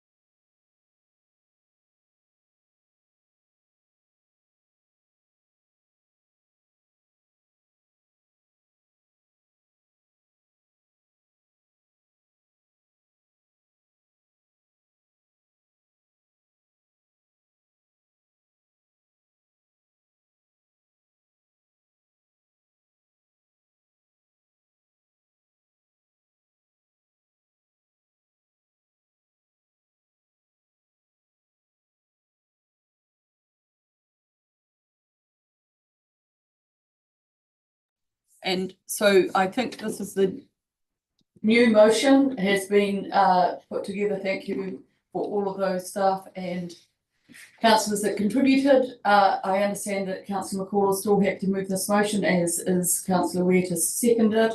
Are there any other questions or debate? And is the chair happy? Moreover, thank you. On that basis, I am going to put the motions as they are. All in favour, please say aye. Aye. Against, carried. Thank you very much. Sorry, you didn't want to speak to that. Even though. Oh, I did, I've got. Oh, sorry, I didn't see your hand up. Apologies. Yeah, I mean, we're just saying. Microphone. We're saying pests, but you've done it now anyway. We're saying pests, and one of the things we've just been talking about is clams. And you know, the main entry point of that is it's the top of the South Island, and yet we're not entering into that. I think we've limited ourselves to problems. Yeah, I just think that they're key to the whole part of it. I would have thought that, and I absolutely concur, but I think we need our boundary partners to be on board, and if we don't. well, that's your opinion. Sorry. Sorry if we've got That's a all right. quick amount of time to debate. Yeah, I had been considering that point in my head as well. We have marine pathways, we talked about it.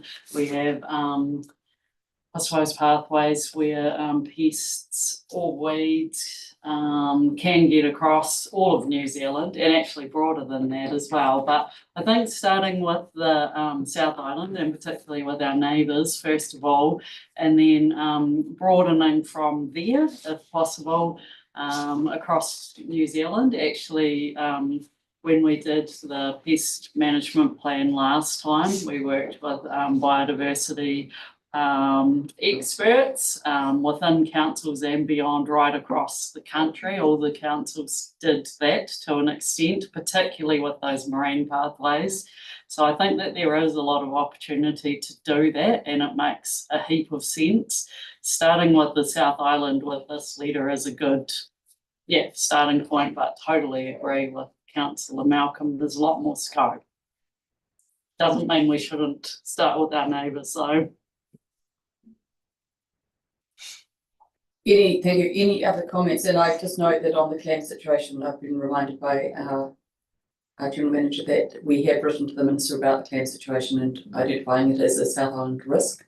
I also concur that a South Island approach would be equally sensible, but I'm happy, and I don't mind if the chair chose to send a copy of the letter to the other councillors as well. But it's about, the main thing is to do our neighbours in the first instance. And I'm sorry to have missed out on the debate on that. I hadn't seen your hand. I asked people to put their hands up very clearly so that I can see them. Sorry.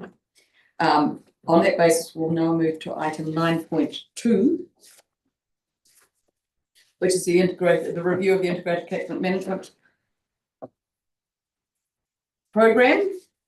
This is a noting paper as well. The report itself will be coming to September council meeting. Are there any questions? Or do you want to talk to the motion? Sorry, talk to paper. No, I was just going to say it's a brief update, and we'll take paper as read. Any questions? I've gone. Okay, hands up if you have a question. Councillor Malcolm. Yeah, we went to a staff week. I think we did a bit as well into quite a substantial program at the start to ensure that we had this pretty right. And so we've gone through a stage where we've done a wee bit, and now we're doing the review process. So have staff asked themselves what they would change and what they would do differently, and with that in mind, and that, why have we actually gone to the expense of an outside review as opposed to just doing an internal review at this stage? I can answer that. So yes, staff have had some thoughts about what they would like to see changed or enhanced as part of the ICM program. And that is incorporated by the independent review. So we thought that an independent review would be the best way to do this review, because then we're getting other opinions on when you're in the thick of delivering something, it's quite hard to see from a perspective of fresh eyes. So we thought having an independent review would be the most useful tool to get all of the ideas captured by staff feedback, people who have participated feedback, and then also that a consultant's view on what we could do differently to accelerate the program. That's why we've gone with an independent reviewer. And the cost of that, sorry, is? I don't have the cost off the top of my head, but I can find that for you. Yeah, it's just we have, there's no financial consideration because it's already can be absorbed in the budget. It'll be, yeah, I would hope that it would have been able to be done without even incurring the cost because we're doing it other than our own staff time. You'll leave that to the debate. Yeah, but so could I have that cost at some stage? I can get that to you later. Thank you. Councillor Weir? Yeah, the paper itself totally makes sense. I was just going to ask around the wording of the recommendation 2, just around the final part saying a decision will be sought around if the paper should come to the new council post the elections for consideration. Does that mean a paper will come to council before the elections on whether or not a paper will come after the election? I was slightly confused by the wording there. I'll try and clarify. So the intention is to bring the final report by the independent reviewer to the 24th or 25th of September council meeting. And at that point, we would give options around whether this council table endorses that or if it needs to come back to the new council to endorse progressing with the recommendations. Does that help? Yeah, thanks. Very good. Any other questions? Anyone wish to move the motions or any other alternatives? Have you moved? Thank you, Councillor Weir. Seconded, Councillor Somerville. And we'll put those on the board. That's just the note of the report and notes that the review will be exactly as Libby just said. It's going to come to the September council meeting and that would have options as to when it will be considered in by the new or the current council. Do you wish to speak to the motion, Councillor Weir or Somerville? I could just note that, this has been a new departure for us in recent years, so it's really important and timely that this review is taking place at this time. So good up. Good up. Thank you, Councillor McCall. Yes, thank you, Chair. I'd just like to make a couple of comments. I think it's I think recognition of how the integrated catchment management program is being rolled out and the success that it's been to date, that it's imperative that we got the review done, and I think it's also important that we get it done by an independent person as well, because it's very hard to actually self-review yourself, and we're going to do that as well. But this is actually a review of the overall program as opposed to how we've been rolling the program out. So it's a little bit different. So it's really important to get fresh eyes over it. I must obviously I was one of the ones that got questioned, and I was really I was quite interested running through the question sheet that they were working by, and I just have to congratulate AJ that in the questioning time, some of us probably just sort of told her what we thought, and she matched it up to the questions as opposed to a structured question interview. So it's obviously took a fair bit of expertise to get that, and it was a very thorough process that went through. So I just thanks very much for getting it all sorted, and I think it's important that and I think it was important that it was done by an independent, so that we actually get the overall program reviewed as opposed to how the program is operating. Thank you. Thank you. No other comments. I will. Oh, sorry, Councillor Robertson. Sorry, I thought I saw someone else's hand as well. So yeah, I just wanted to support this as well. ICM and catchment action planning and working with communities and multi-stakeholders in the bounds of catchments makes a lot of sense, which is why we have been doing this. Otago Regional Council has done catchment planning in its early days in the early 2000s as well, and has returned to some of that. And it's going really well. It's a direction that is being signalled nationally as well as something that is going to continue to gain momentum. As we invest in this important area, we need to make sure that we are being effective. We want less roles, but more momentum. And to achieve that, we need to make sure that we're actually being as effective and efficient with our investments as possible to do that. Less roles and more momentum. So I agree with what Councillor McCall has said, that investing some time to really step back and not self-evaluate ourselves and think, oh, you're doing more of the same is absolutely perfect.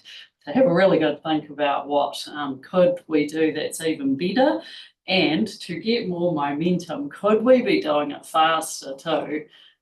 Could we be doing it across broader areas in Otago, and what would that look like? That's what I'd be really keen to see happening.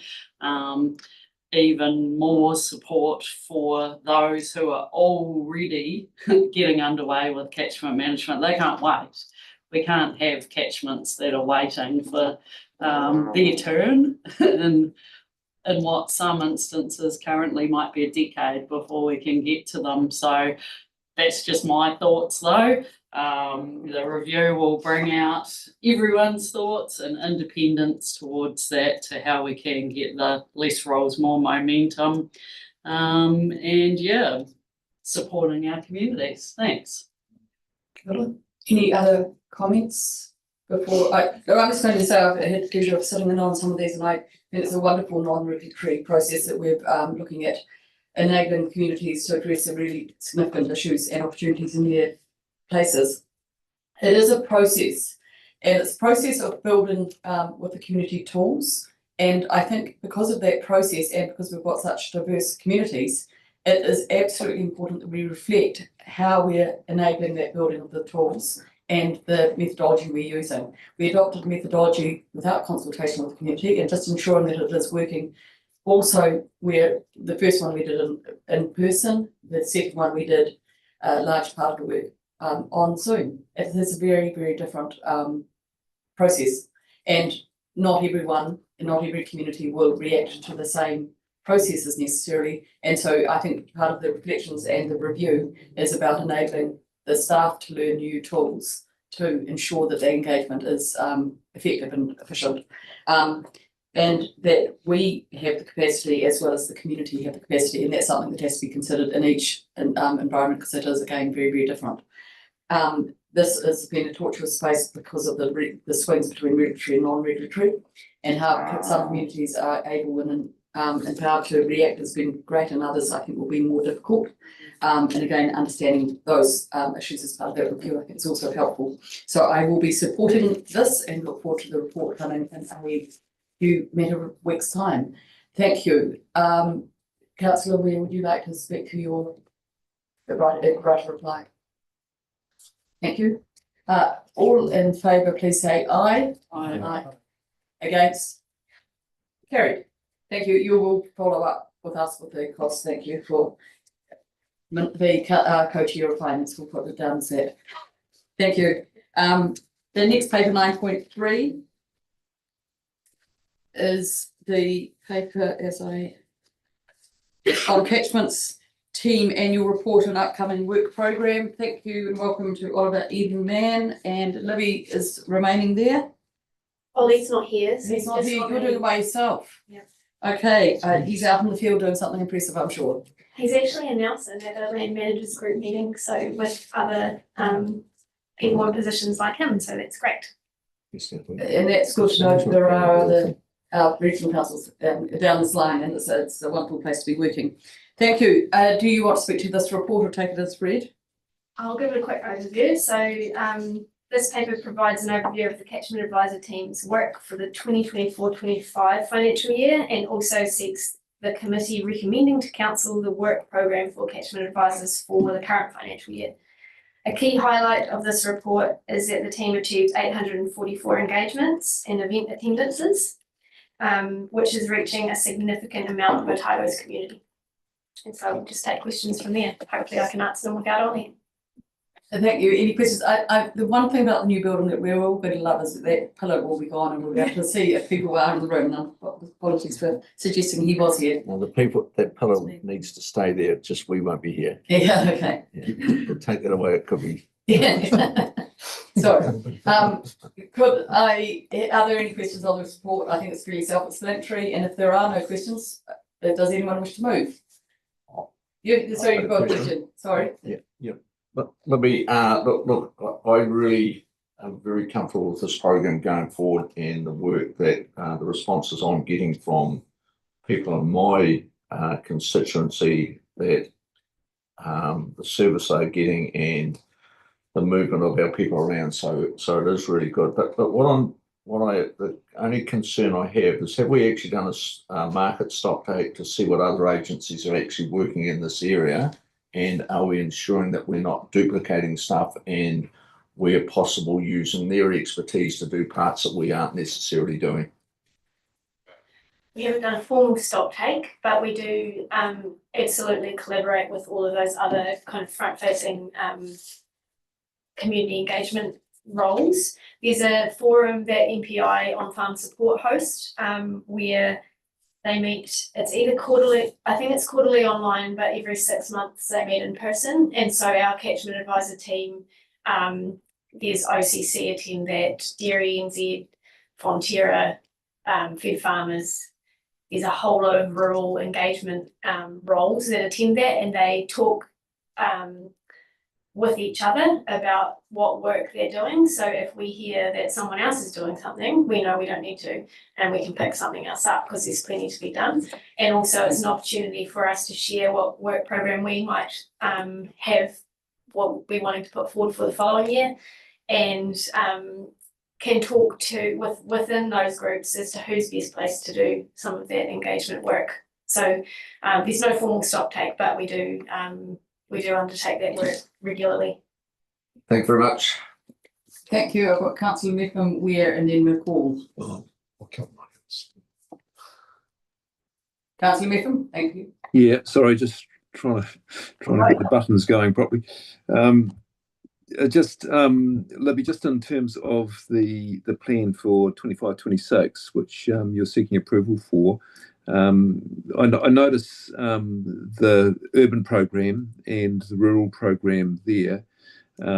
So just in terms of the urban program, what is informing the work into that program? I guess it's probably coming out of our long-term planning. But yeah, can you just perhaps highlight that a bit for us? Sure. So our urban program has been developed. It's not something that ORC has always done, so it's relatively new.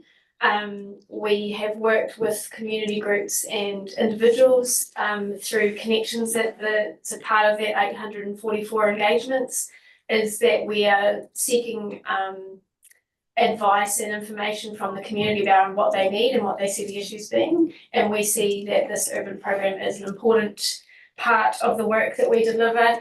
The focus of that at the moment is on stormwater and how we can encourage behaviour change to support stormwater that flows straight into the sea or into our lakes, so that people understand that does happen, but also that they can take action on their properties, or if they see something strange happening as they walk past, they can report that and we can support following up with and hopefully reduce pollution incidents going into our fresh water.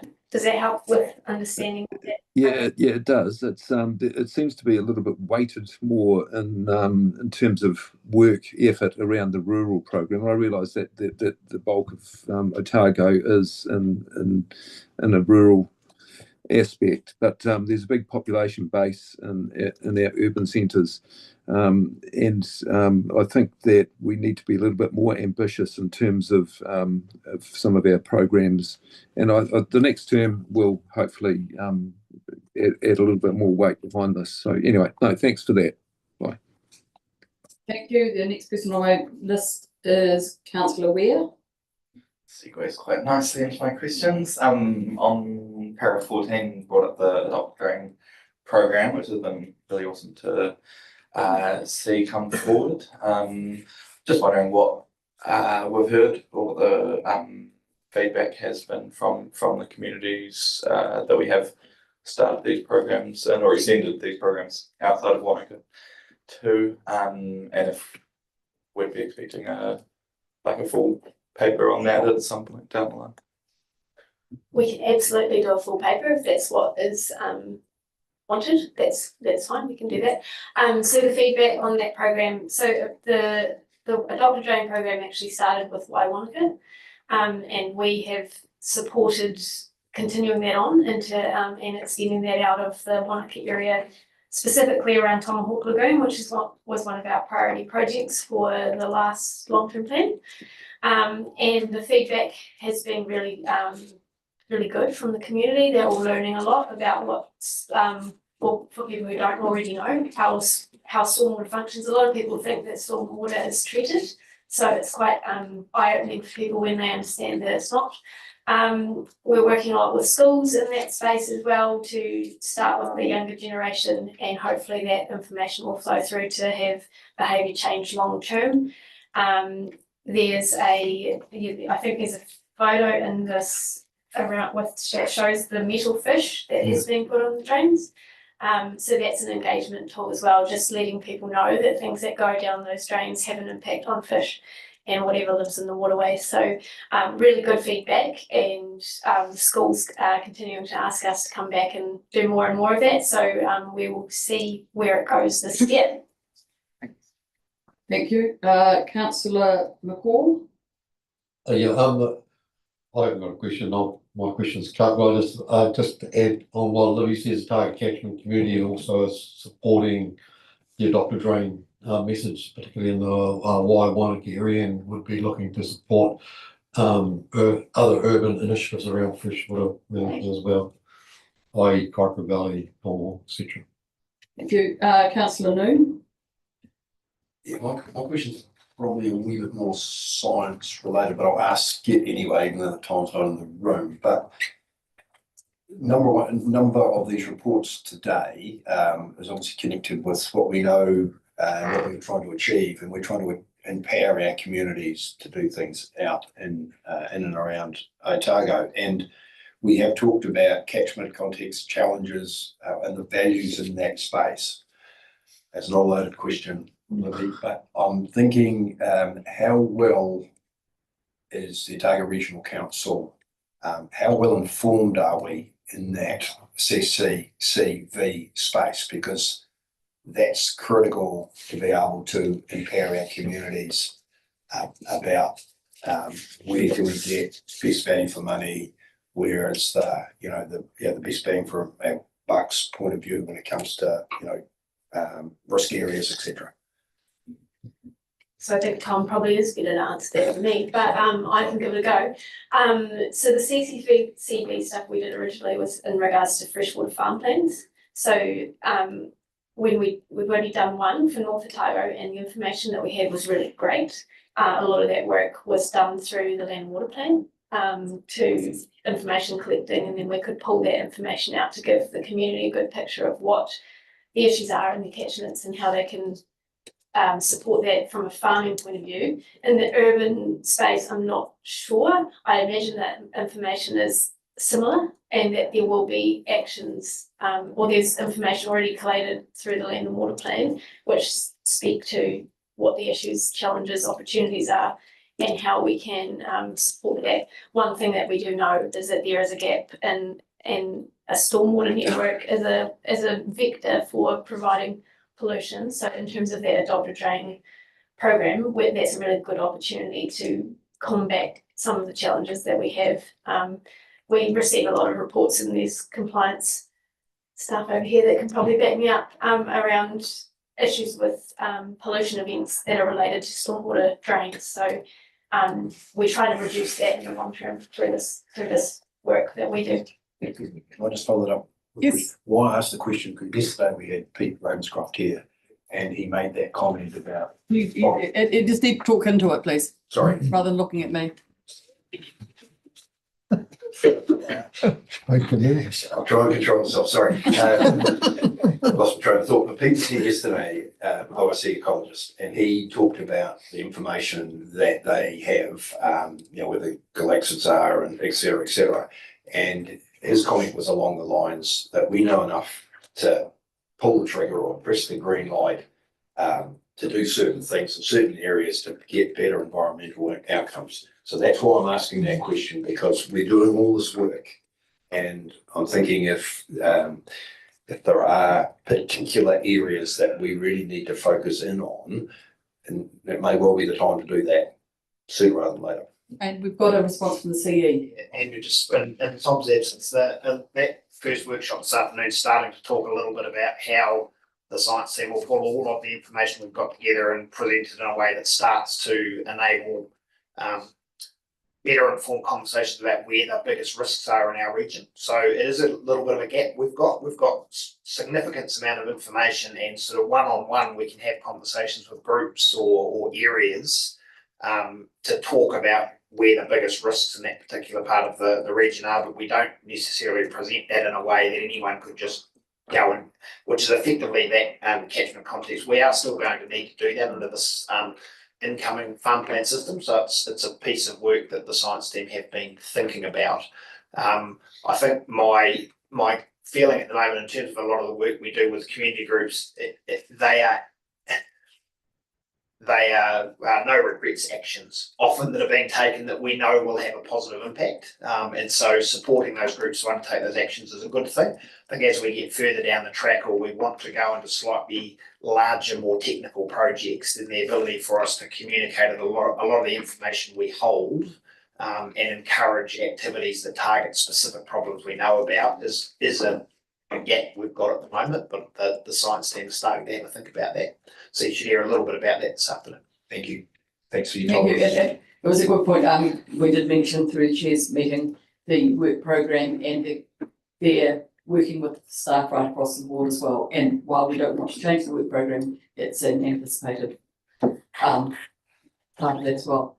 If there are no other questions, and I haven't got any, I'm happy to move, and it's option 1, which is that we endorse the Catchment Advisor Work Program rather than not. And I don't think I've heard anything that concerns me that they haven't captured the work that they need to do.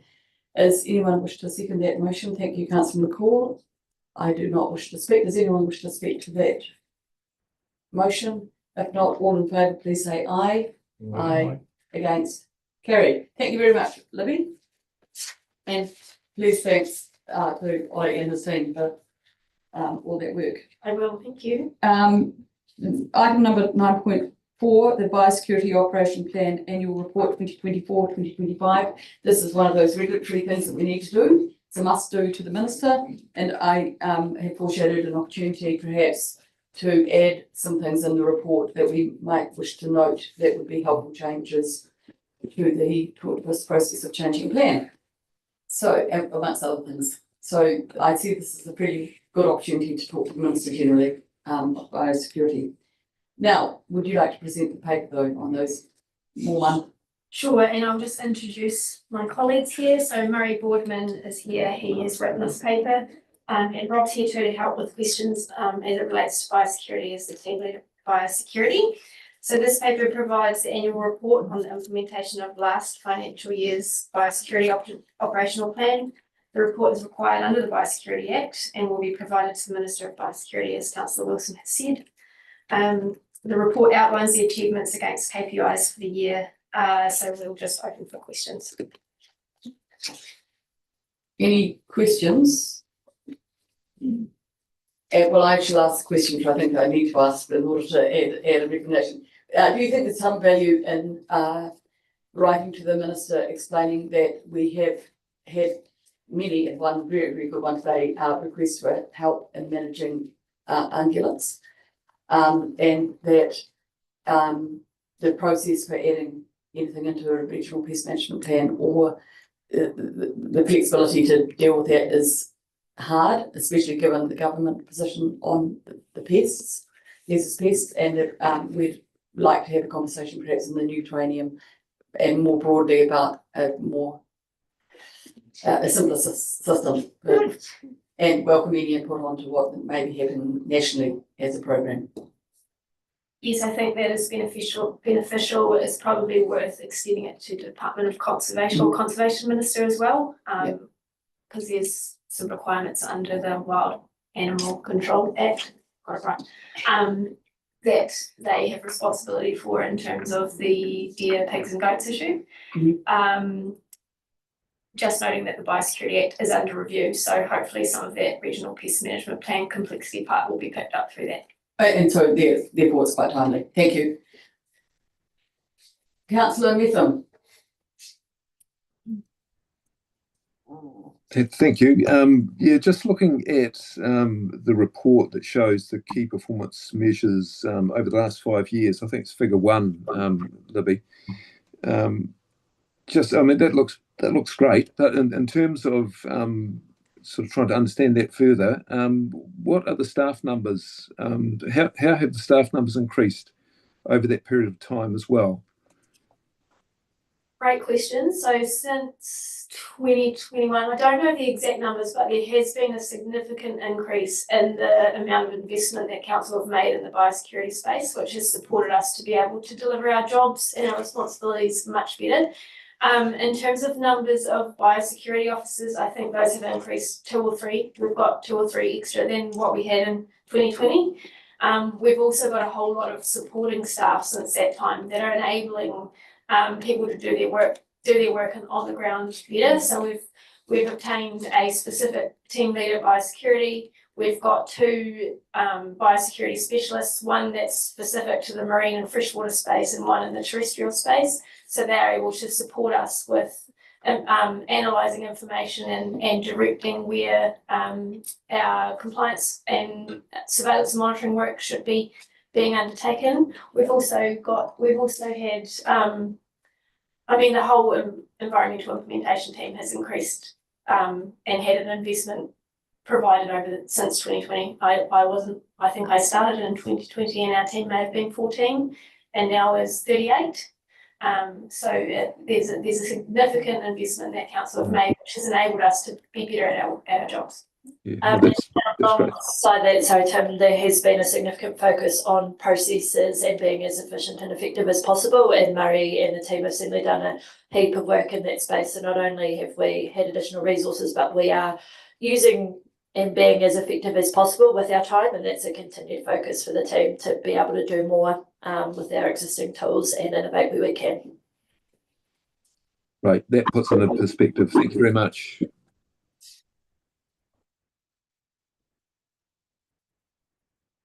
Any other questions? I'm sorry, I'm just putting a motion. Thank you, Councillor Kelleher. Thank you. I was just looking at the rabbit inspection compliance and non-compliance 24-25. And I must be missing the point here that we did new inspections and then re-inspections. So the new inspection was first and the re-inspection was second. Is that correct? Correct. So we did 132, we found 60 were compliant, and then we found 72 were non-compliant, and then we did re-inspections and it went from 72 to 113. And then there were 215 in the re-inspection were non-compliant. So just to comment on the re-inspection, some of those will be from previous years, so it's not all fitting into the same financial year. Some of the non-compliance that we're re-inspecting would have been from the previous year. Right, so they aren't all relative, all specific to the first inspection versus the second inspection. No, they're not. Right, very confusing. Okay, thank you. Sorry, I was just trying to get a recommendation. Can I just ask you? Yes, Councillor Paul. Olivia or Murray, are we making progress in the rabbit space with Councillor Keller? Like, it's quite hard, like the percentages seem really low to me of compliance, but are we making progress? So in some areas, yes, in other areas, we've still got work to do. So with any kind of compliance, we start with education, and we're wanting to support that as much as possible, and get people working together, because we're going to see long-term outcomes if people work together. Rabbits are tricky because they move across boundaries, and there's differences in when the virus is available is coming into the different areas across the region, and different climatic factors or floods. There's a lot of moving aspects when it comes to rabbits. We are making progress in terms of our communications have got stronger. People generally understand that it is a landowner or occupier responsibility to undertake that work, and that hasn't always been the case. We are seeing generally good compliance in the rural space, and then more of the work that we've got to do is in that peri-urban area. But we have certainly heard from our community that there is an expectation of compliance, and that we undertake our role within that space, and that's using the right tool at the right time, and very similar approach to what we take under our Resource Management Act responsibilities. So the team is doing some good work in that space, and we do expect to see a lot more over this current financial year in that area. And the inspection that we're seeing there, that those numbers are including public lands and private lands. Councils. Yes, where we've inspected them, yeah. Yeah, so that's across the board for all lands. Yeah. Thank you. Thank you. Is that all your questions? Sorry. Yeah, I've got one and then Councillor McCall. Where communities have aspirations of suppressing or eradicating mustelid rodents, what could council do to support the suite of species, which includes rabbits, to enable that to happen? Good question. So generally that sits in our site-led programs where we incorporate mustelids and as a pest species that is included in the plan. Mustelids aren't included in the pest plan outside of our site-led areas. We would be very keen to hear from communities who are interested in that, so we can provide them technical support. There might not be regulatory support we can provide them in some areas at this stage, but we'll review that as part of our review of the regional pest management plan, which we're undertaking now. I might just rephrase it. It was where the council might be able to support with rabbit suppression, or what the council could be doing to, I suppose, not be so soft on landowners that still have rabbits, because you won't be able to deal with the other two species without rabbits being controlled. Okay. So as part of our, this financial year we have a very strong focus on compliance. So again, that's the whole spectrum of compliance, education right through to undertaking default work if required, in terms of, and that will cover not just rabbits but any of the pests in our plan.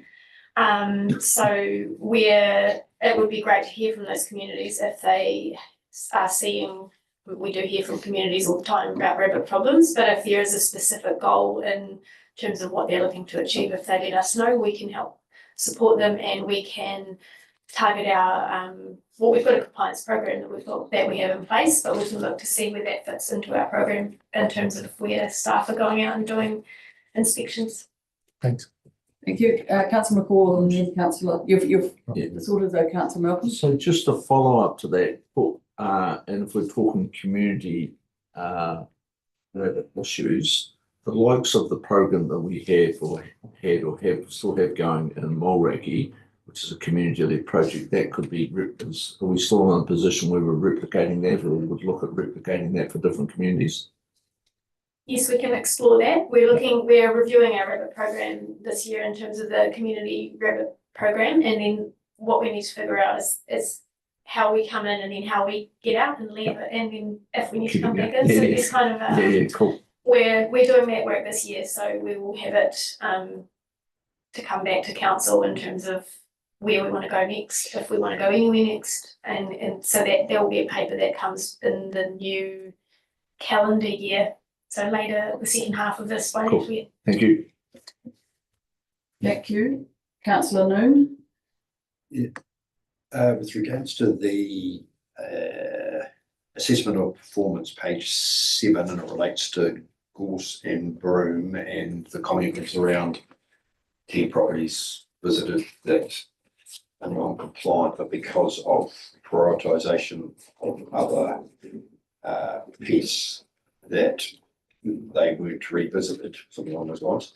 I just wanted to check whether we're still achieving our objective, which states ensure continuing control of Gorse and Broome, blah, blah, blah. So that's related to the Gorse and Broome free areas.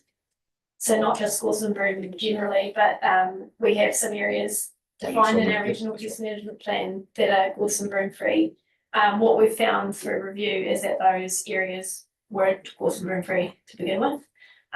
So as part of the review of our regional pest management plan, we'll be looking at the objectives there and ensuring that those areas are, if we're going to put them in as Gorse and Broome free areas, that they are free to start with, because when they're not free, it's a little bit tricky for landowners to have to undertake that control. So that's kind of our rationale for putting those on hold for now and focusing on other things. Thank you. Just on that question of gorse control, do you actively go out and look at where there is gorse out of control compared to the adjoining boundaries, or you only ever work on complaints? Because it's a tortuous process. People don't like to complain, but they do get sick of the neighbours. So our process is to respond to complaints and good in terms of a good neighbour rule there. So the neighbour that's complaining needs to be undertaking control on their property and not just complaining about. No, absolutely. So but that's it's tortuous that the people doing the right thing have to complain. It's not particularly neighbourly to do that. Yeah, thank you. I had thought that was going to be the answer, but I thought I'd check that we don't. I mean, if you go out and see a boundary quite clearly, you don't do anything about it yourselves. No, we don't. I do know of an instance of where down the railway line that certainly some people would like to look, but that's okay. Amongst others. There are no other questions as far as I know. I will just put up on, I've added a recommendation. I'm happy to move this. I've added, and I think the wording is fine. What I would love to see, if this does go through, that the chair would consider adding some photos like the ones we got this morning of the problems and some backstories from the community to a letter. But we recommend to the council to ask the chairperson to write Minister for the Environment and Minister for Conservation for a review of the Biosecurity Act, noting that the RPMP process lacks flexibility in our ability to meet community expectations for support and the considerable community concern about pigs, deer and goats in particular. You're happy to second that. Thank you, Councillor Noon. It's pretty loosely what you write, I'm sure, will be, but I think there's some really good examples, which Gavin, I know we got a wonderful quote of Gavin when we went down to the Len site in Kautuku. We've got some really good stuff presented this morning, and I'm sure there's some other groups that staff will have presented, seen some really good stuff of the damage that they're doing to biodiversity work and biodiversity value. So, and as we know, in the Catlins, the sediment issues that are caused by those animals is pretty horrendous. Is there any, who else would like to speak to that? Oh, just a quick question. I just wondering, have we got all the right people on there? Because I think Minister Hoggard is responsible for this in this area as well, is he not? I'm just trying to remember. Sorry, it was someone's changed that. I thought it was biosecurity. Yeah, we're writing to the biosecurity minister. Sorry, it's I thought I had biosecurity. Sorry. This is to go on this letter. We'll send a copy to the Minister of Dogs. Sorry, so it's the Minister for the Biosecurity, not Environment. Sorry, apologies. This letter is going to the Minister of Biosecurity. Apologies. Thank you for picking that up. That was me not writing everything properly. Sorry. This is just a general. What actually gets written, I'm sure, will be fleshed out, and it may well be carbon copied to other ministers. As you said, Ministry of the Environment, maybe one. Anyone wish to speak to this report other than me? If no, I will put the motion. All in favour, please say aye. Aye. Against? Carried. Thank you. Excellent. That takes us, thank you very much for all your good work, guys. The less questions sometimes, the more accepting we are of the work. Thank you. 9.5, Environmental Delivery Group Regulatory Activities Quarterly Report. So this is where we interact with community more on making sure they're doing the right thing because their consent requires them to. Simon, welcome, and welcome Alex. And Stephen, who's going to talk to us about harvest work. So, report, who's going to present individually? Thank you, Simon. I'll lead us off, councillor, and then we'll open up for questions. This is our standard quarterly report that we bring every 3 months or so, highlighting a couple of changes. The first one is to welcome Libby to the table with us. We've included biosecurity in this report for the first time. It only has 1 month worth of data because you've just had their annual report, but we'd welcome any feedback on whether that's showing the level of information you'd like to get on a regular basis and whether there's any reviews we can do there. I just highlighted the other thing is this includes last year's full data and then the first month of this year. We do have a separate report next on a full annual compliance report. So we have some new faces joining us for that, so you may want to hold for compliance questions for that one. Flagging a couple of corrections. The dates are slightly wrong in paragraph 6, 9 and 10. It should read 1 July to 30 June. I believe it reads that to the end of July. And figure 31 is 44 records higher than it should be. I apologize, it's 44 less incidents. We had a problem with the script, but we'll get that corrected for next time. And happy to take your questions. Thank you very much. Great report. And are there any questions? Who wants to burrow into the detail? Silence. Thank you for fixing those numbers. I think that was the only questions I had. Because we had a chance of asking questions as co-chairs, so with that, no one else. This is Councillor Ware is going to put you out of your misery and ask you a question. I'm just wondering, once we further down the line have fast track projects consented and stuff, would these be reported through these kind of reports, or would there be a separate process for reporting, compliance around that kind of stuff? So the compliance element is once a fast track consent is issued, it forms a standard consent and will be included amongst the other compliance monitoring numbers. These numbers and stuff, yeah. And then from a consenting perspective, yes, we'll add in anything that's been granted in the fast track section of the report, which is around paragraph 17. Thanks. Thank you. And now we've got Councillor Mitham online. Thanks, Tim. Yeah, I'm getting there. Just in terms of the, I'm looking at page 74 of our papers, figure 19, significant non-compliance by consent type, 24-25, and down below too, figure 20. It looks like the non-compliance is happening in the areas of discharge to land permits and discharge to water permits. I'm just a little bit puzzled by the scale of this graph. And are we seeing, is that actual on the left-hand side? I guess that's the y-axis. We're seeing 120 or 100, sort of around about that level of non-compliance. And then there was another graph on figure 22, which sort of confused me. Could you just take us through these graphs and perhaps explain them a bit further for us? Yeah, sure can, councillor. So I guess the split is figure 19 and 20 is the full year stats for last year. Figure 20 and 21 is just for July this year, so the first month of the year. In terms of what you're seeing there, there's a count of significant instances of significant non-compliance where a blue is an audit and orange is performance monitoring. So that is something that is required to be sent under the consent that is then graded significantly non-compliance. One thing you will often find with discharge consents, because of the effect they have on the environment, is that there are reporting requirements that are more than once a year.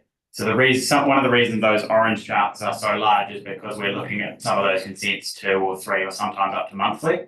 And if they have an ongoing problem, that will be significantly non-compliant multiple times in this chart. You are though seeing higher audit numbers there and significantly non-compliant, which tends to be an annual check. Partly that's down to the potential impact on the environment. So a non-compliance of a discharge consent is potentially quite significant. Also down to some of the monitoring you'll see on those consents, they often have much more stringent requirements around levels of sampling and discharge limits. So they have, I guess, more chances to become significantly non-compliant, where a water taker might just have 1 or 2 limits on it. Do you have any concerns around the number of these non-compliant consents? Is there a trend that we're seeing?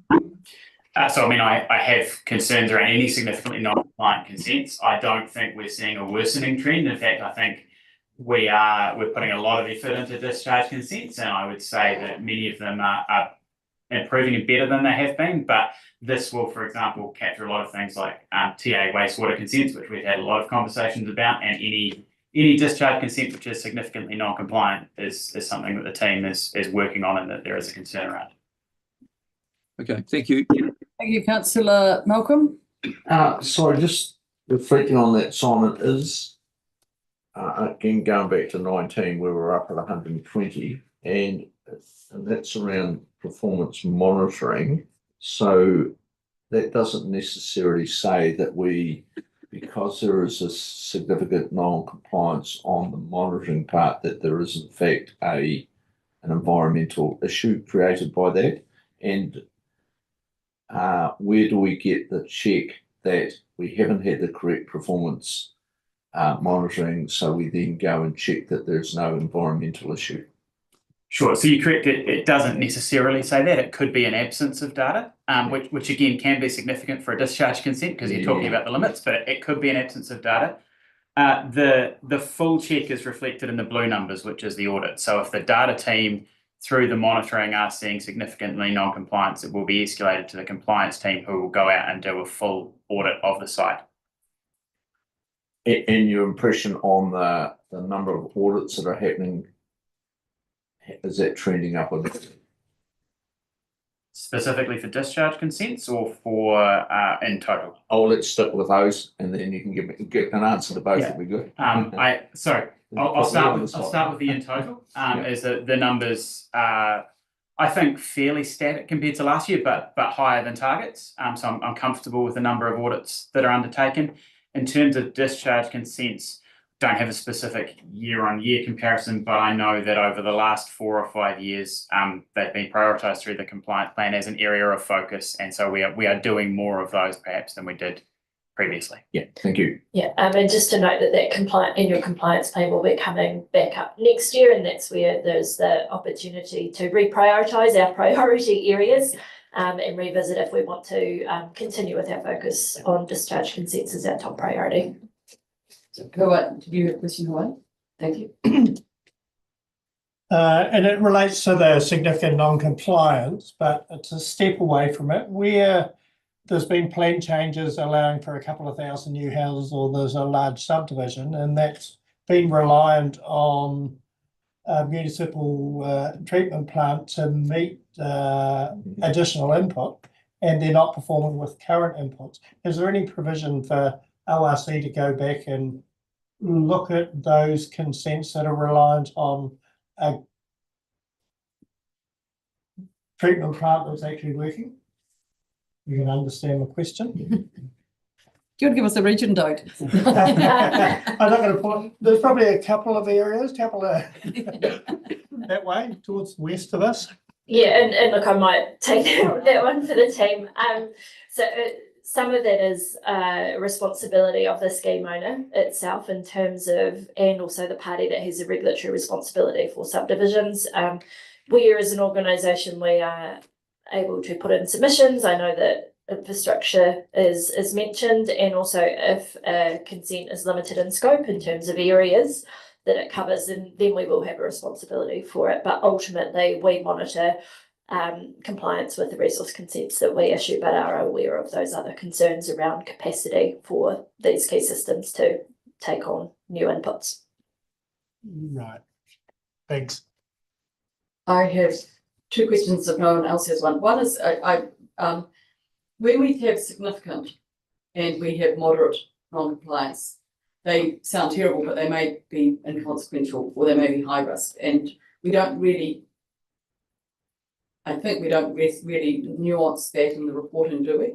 And I'm going to give an example. I met up with someone out the other day who had unfortunately been away and left the house because she was getting treatment for cancer, and in that time she hadn't measured monthly. She had to her septic tank or whatever she needs to measure to be a very rigid consent term. So she failed on the inspection because she had 4 months where she hadn't filed that.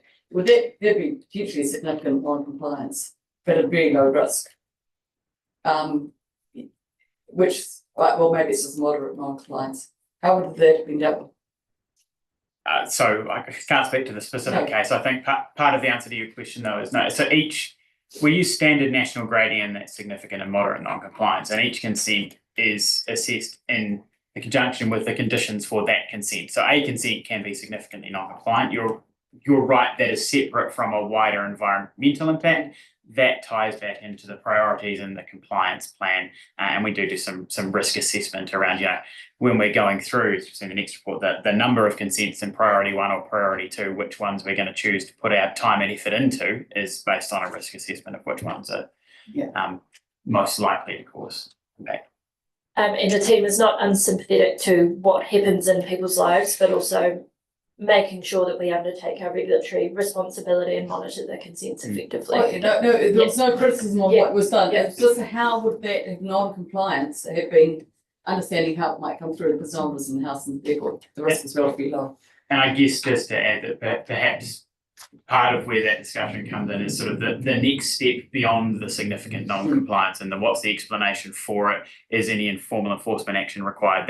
We'd be considering context when we're making those kind of decisions. Yeah, it is a blunt, what I suppose I'm saying, it's a pretty blunt measure, but it's what the best we've got at the moment. Thank you for the report, Steve. And the only question I've got is, did you get the possum? No, we didn't go in the end. Oh. I don't know how they managed it. Okay. So, maybe I should be asking Hawani if they got the possum. Yeah, maybe, yeah. No, thank you. If there are no other questions, I am happy to put the motion noting, I think it's 2 notes, to note the report and all the great work the team have done. Thank you for the full year and carrying on for this year. Any seconder for that motion? Thank you, Councillor Ware. Anyone wish to speak to the motion? All in favour, please say aye. Aye. Against? Carried. Welcome. Thank you very much, guys. And now we're on to number 9.6, which is the annual compliance report. We have new people at the table. Simon, you stay. Alex is staying. We've got Byron Pretorius, who I'm not sure. I think you've been here before. And we've got Eve Aitken. Welcome. Oh. Now, this is a noting and a recommendation report, and who's going to speak to this? Simon? I will speak to this one as well. Simon. Thanks, Councillor. So as you said, we've got Eve's with me. Eve is one of our compliance team leaders here on the coast, and this is her first time at a council meeting. Byron's one of our principal compliance specialists who has been to a meeting before, and Alex is here covering the data team. I'll take the report as read, but just briefly to speak to it, I think this report highlights the excellent work that the compliance team is doing. I want to take the opportunity to shout out to the team. They do some tricky work on some tricky technical things and sometimes some very tricky situations, and they demonstrate amazing passion in trying to solve problems for the environment. I'm proud of this report coming out, and I call out the staff. Thank you. Thank you very much, Simon. It's the enthusiasm and being good leadership, I'm sure, is where the enthusiasm comes from. Does anyone want to speak to any part of their report, or do you just want to take questions? No, we're happy to take questions, Councillor. Questions? No questions. You've stunned us into silence. Oh, yes, Councillor Malcolm. And I'll probably just give you a chance to say some more, really, Simon, on the good work, because It seems to be in general with all the activities you're doing, you are generally, I'd say, exceeding where you targeted. And if you look at the performance monitoring where you've had a target of 6,000, you're up at 8,794. So could you explain why you are constantly exceeding those targets? And have we got you at a correct support level from governments to make those moves? Sure. So if I talk specifically about the performance monitoring target first, one of the things is that's a target that's set through the long-term plan, and we've held it static through the last 3 years. I mean, we bring it back to you each year to approve, but we've held it static. In that time, we've done some significant investment into new technology and improving the way we do things, particularly in the process, the water take and water quality data space. So we are processing a lot more quickly with the same staff numbers. And so that's why those numbers are well above target. The targets have been adjusted for next year to reflect some of that performance. And I think the same comment sort of goes for audit numbers, which were also well above target. Less, I think, straight technology investment and more investment in processes and quality of our staff. But again, we've adjusted those targets to reflect the actuals. And for both those things, particularly audit numbers, there are more consents in the system now than when we originally set those target levels, and think it's appropriate for those targets to go up, but it's appropriate for those numbers to go up as well. Yeah. So can I just say subsequent to that? Sorry. So you're comfortable that you're comfortable that you're setting targets that are not over taxing staff, but are reflecting what the investment you have made or we've all made in technology there. So we've got the balance about right for your next step up. Yes, I believe we do for next year. I think there's still a chance that the performance monitoring ones we may overachieve slightly, but we've also, in getting those really high numbers done a couple of years, of quite a lot of tidy up. And so at some point we run out of some easy wins, and the numbers might drop a little bit. Thank you. Good work. Just acknowledging the investment that the ratepayers put into the system, and it's been a huge amount of work on your team in the last 3 years, or maybe longer.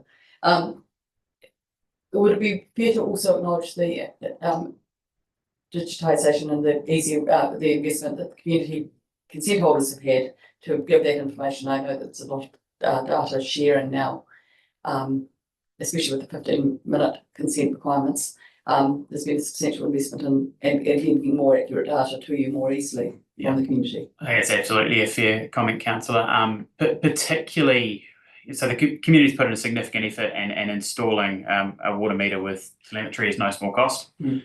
Particularly when it comes to things like managing low flow events, we're having that live daily data. It lets us react the next day to what's happening. That information is hugely valuable. And just the installation of telemetry and standardization around there means that the quality of data we're getting in is a lot better, which means staff are spending a lot less time doing things like typing it into systems. There's still some manual stuff that comes through, but a lot less. And I guess also we've put in a lot of work with some of our major consent holders around water quality, just around the format of the data they're sending us. There's not the same national rules, but they've put an effort on their side to improve the quality of that data as it comes in.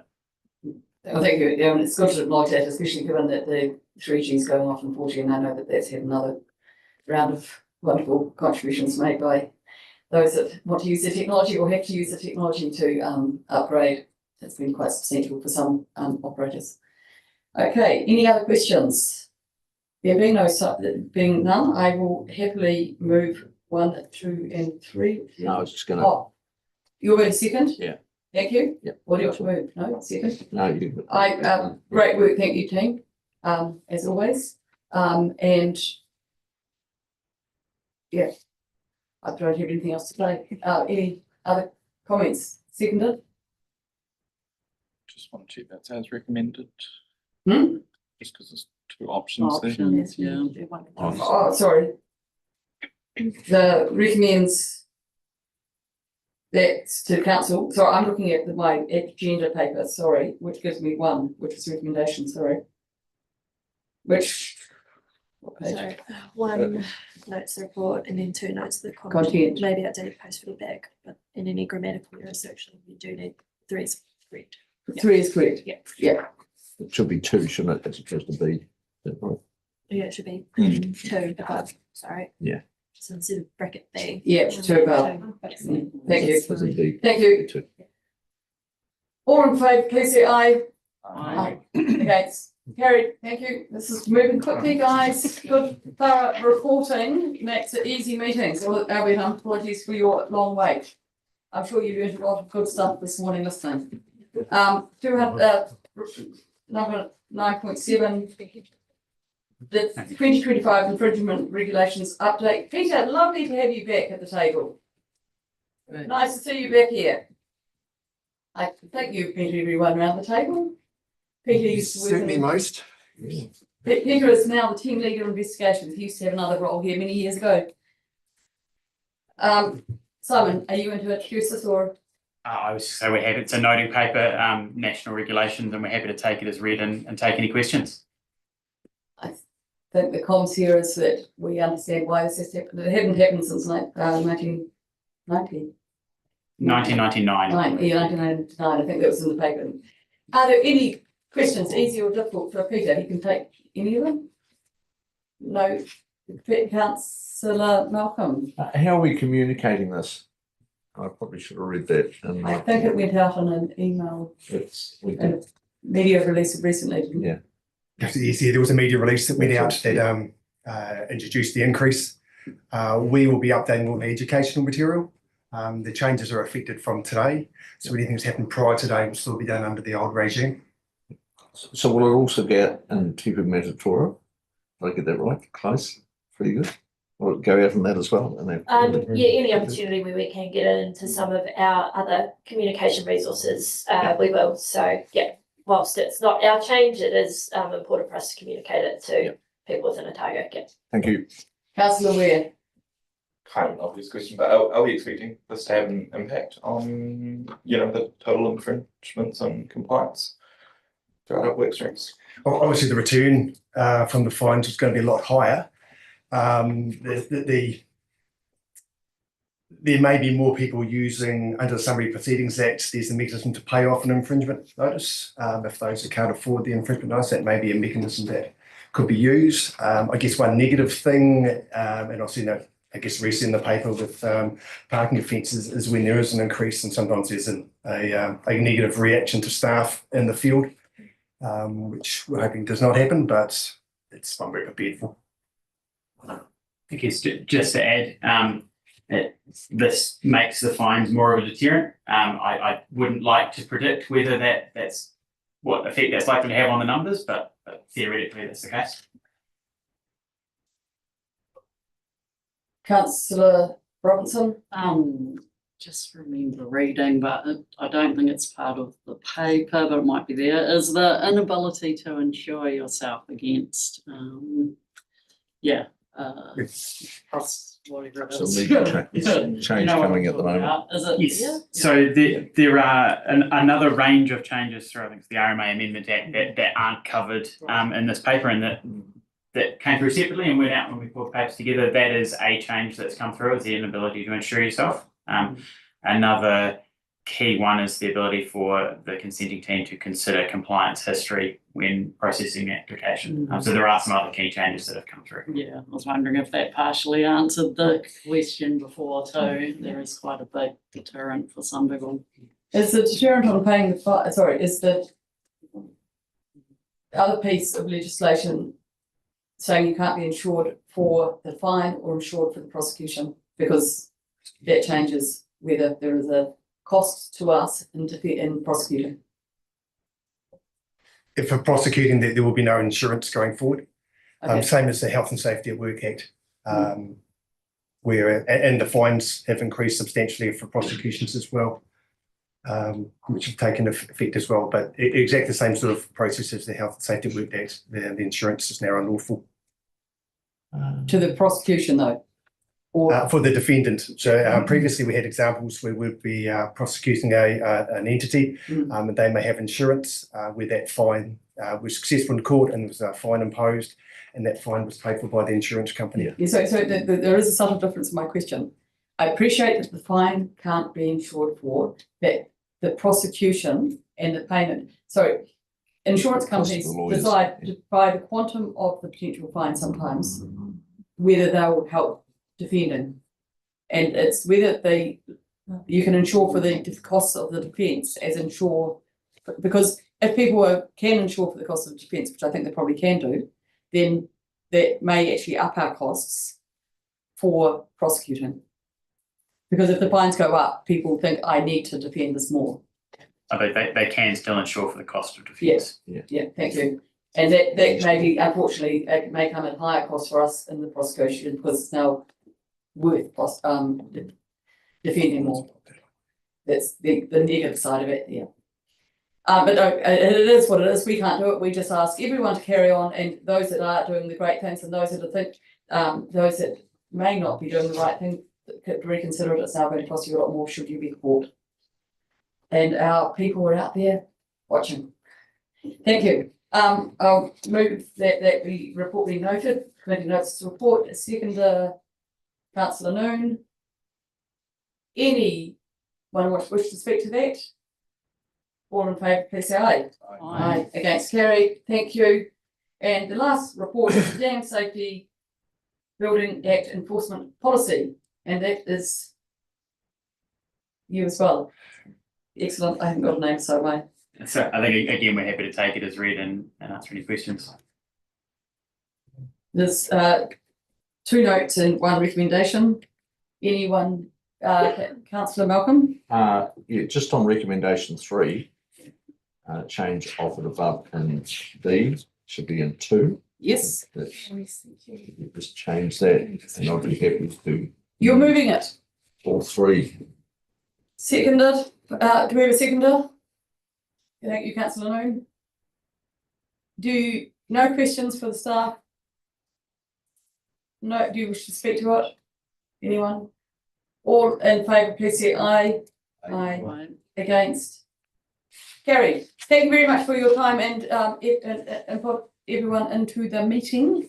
We can now close. We won't have a crowd, please. We've got 2 other meetings today.